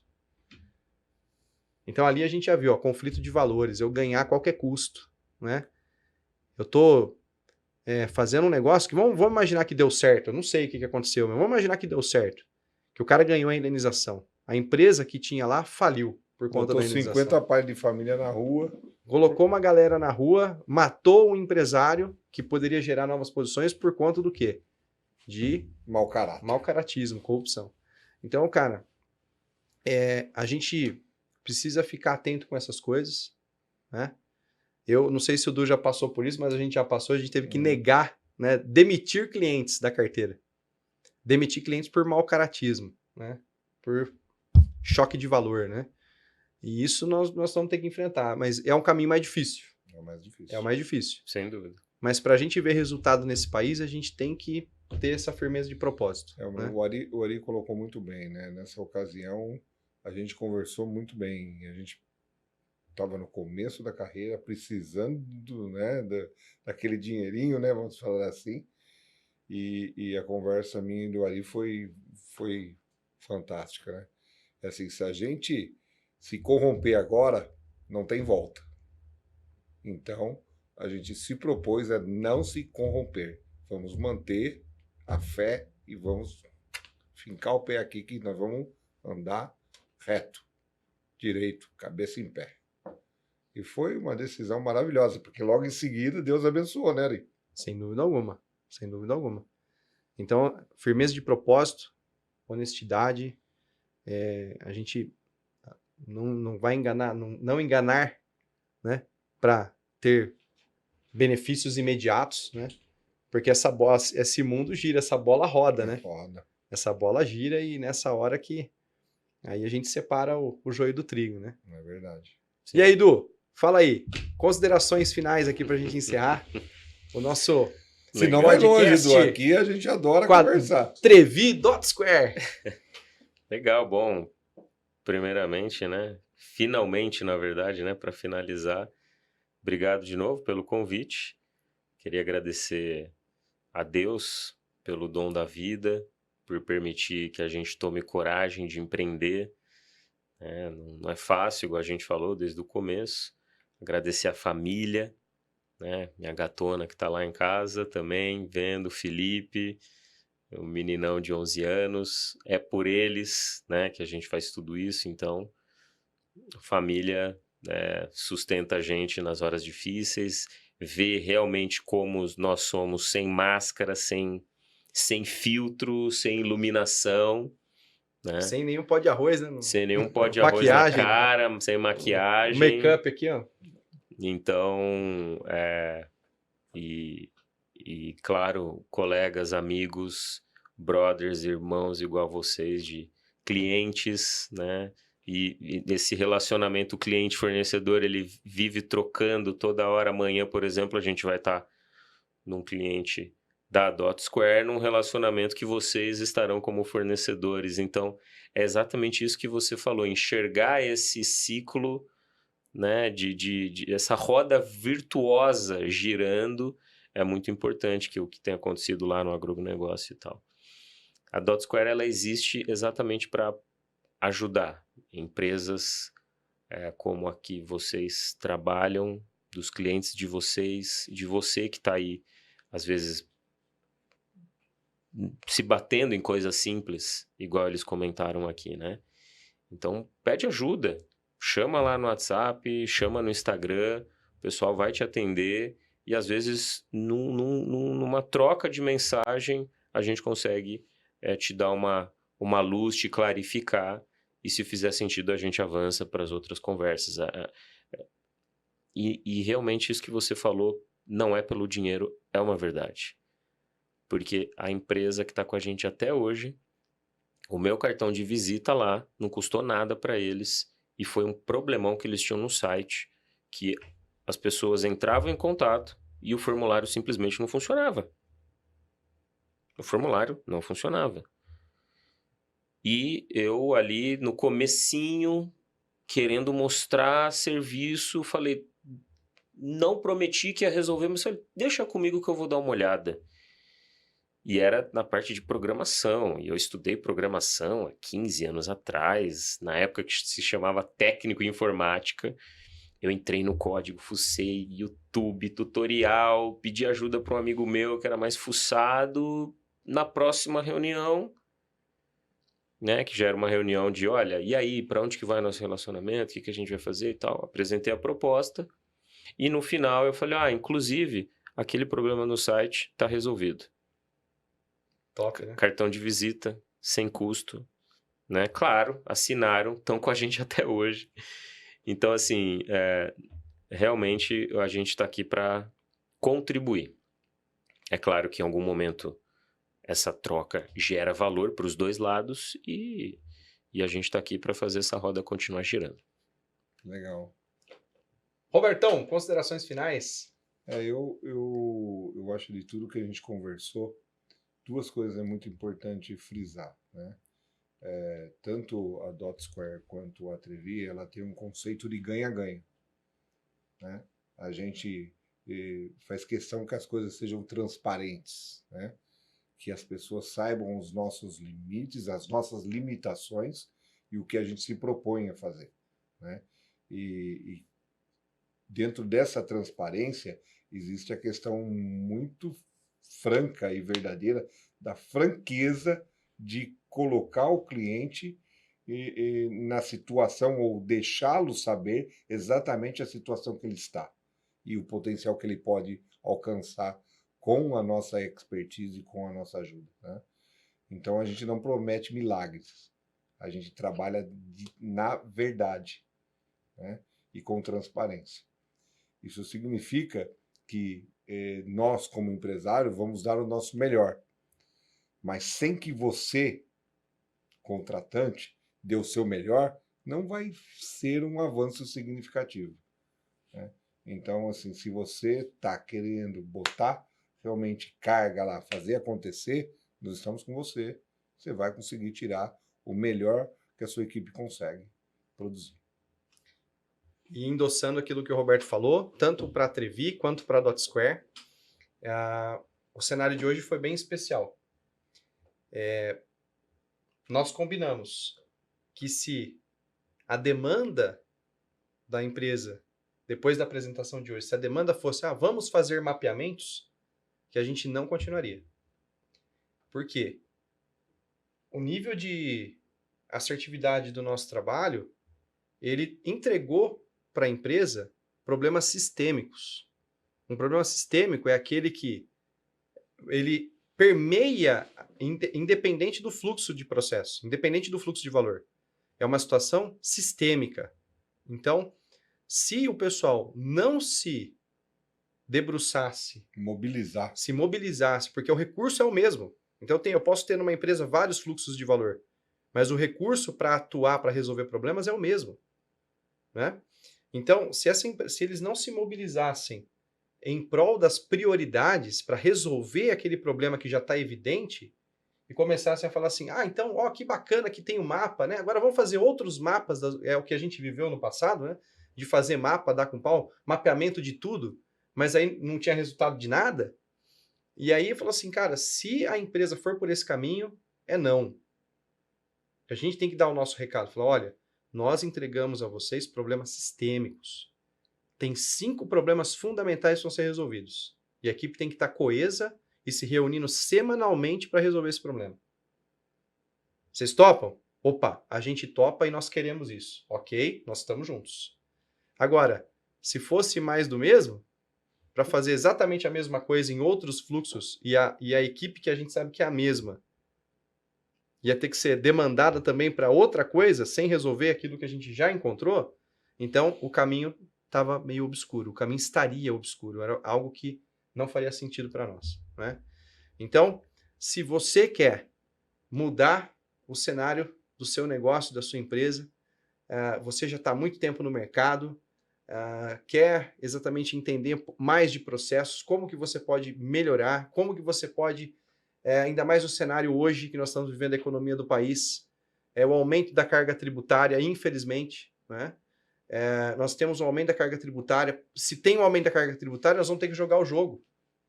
Nós vamos ter que aumentar a nossa produtividade, nós vamos ter que aumentar a eficiência dos nossos processos para compensar essa carga tributária e sobreviver. Então, se você precisa, para isso, estrategicamente, desenhar uma estratégia digital, de marketing digital, DotSquare. Se você precisa otimizar os seus processos dentro do seu ambiente de trabalho, sejam processos administrativos ou processos produtivos, Trevi Soluções Lean, vem com a gente e certamente você não vai se arrepender. Porque nós colocamos à prova, né, como o Corradi falou, Ari, você não serve para nada, que você só trabalha na Bosch. Né? Se ele falasse com o Roberto, ele ia falar a mesma coisa, você aposentou na Bosch, não serviu para nada. Né? Mas agora não, a gente se colocou à prova, nós sabemos o que nós fazemos. Nós vamos mudar a história do seu negócio e evitar o pior aí, que você sucumba diante das situações, das circunstâncias econômicas ou de cenários que você está, como a gente viu, né? Estou gastando energia, uma fala do pessoal hoje, né? Por que agora nós descobrimos alguma coisa? Por quê? Por que a gente tinha aquele sentimento que a gente estava melhorando e não estava saindo do lugar? Porque eu estava melhorando no lugar errado. Né? Eu estava gastando energia com melhorias que não faziam sentido nenhum. Era evidente, mas não era aquilo. Né? Era evidente aquilo que precisava ser melhorado, né? Deu um tapa no microfone aqui agora. O Gabriel vai ficar doido comigo lá. Era evidente que precisa ser melhorado. Só que se você tem energia para gastar e a energia é escassa, o recurso é limitado, gaste energia onde precisa. E se você não sabe onde você tem que gastar energia, DotSquare, Trevi Soluções Lean, vem com a gente, que você não vai se arrepender. Deus abençoe sua vida. Deixo aqui o meu carinho todo especial para minha esposa amada, Rebeca, minha advogada maravilhosa, meus pequenos Timóteo e Laura, minha família aqui em Campinas, que o privilégio de estar aqui com a mamãe, né, com a Bisa, minha avó, com o Carlão, né, com o meu pai, com a Rosângela, com as pessoas que estão próximas a mim aqui em Campinas, e ansioso aí para o retorno lá ao Mato Grosso, para continuar as nossas empreitadas lá no agronegócio, né? Quer mandar algum abraço aí? Eu quero. Como sempre, quem seria eu sem a minha esposa, sem a minha família, né? Eu acho que tudo que me movimenta vem através do amor deles. Então, amor, muito agradecido pelo seu carinho, pela sua atenção aí, pela sua dedicação para comigo e com a família. E para os meus meninos, desejo todo sucesso, todo o amor do mundo, né? Vem com a gente, vocês vão ser maravilhados com o que a gente pode fazer por vocês. Vem pra cá, vem. Dot Square? Dot Square. E? E você, tudo a ver. Muito bom. Dot Square é sua autonomia no digital. Oh, É um slogan que eu criei lá atrás, mas que, cara... Cai como uma luva. Precisa melhorar. Dá uma Precisa lapidada? melhorar. Precisa dar uma lapidada. É isso aí.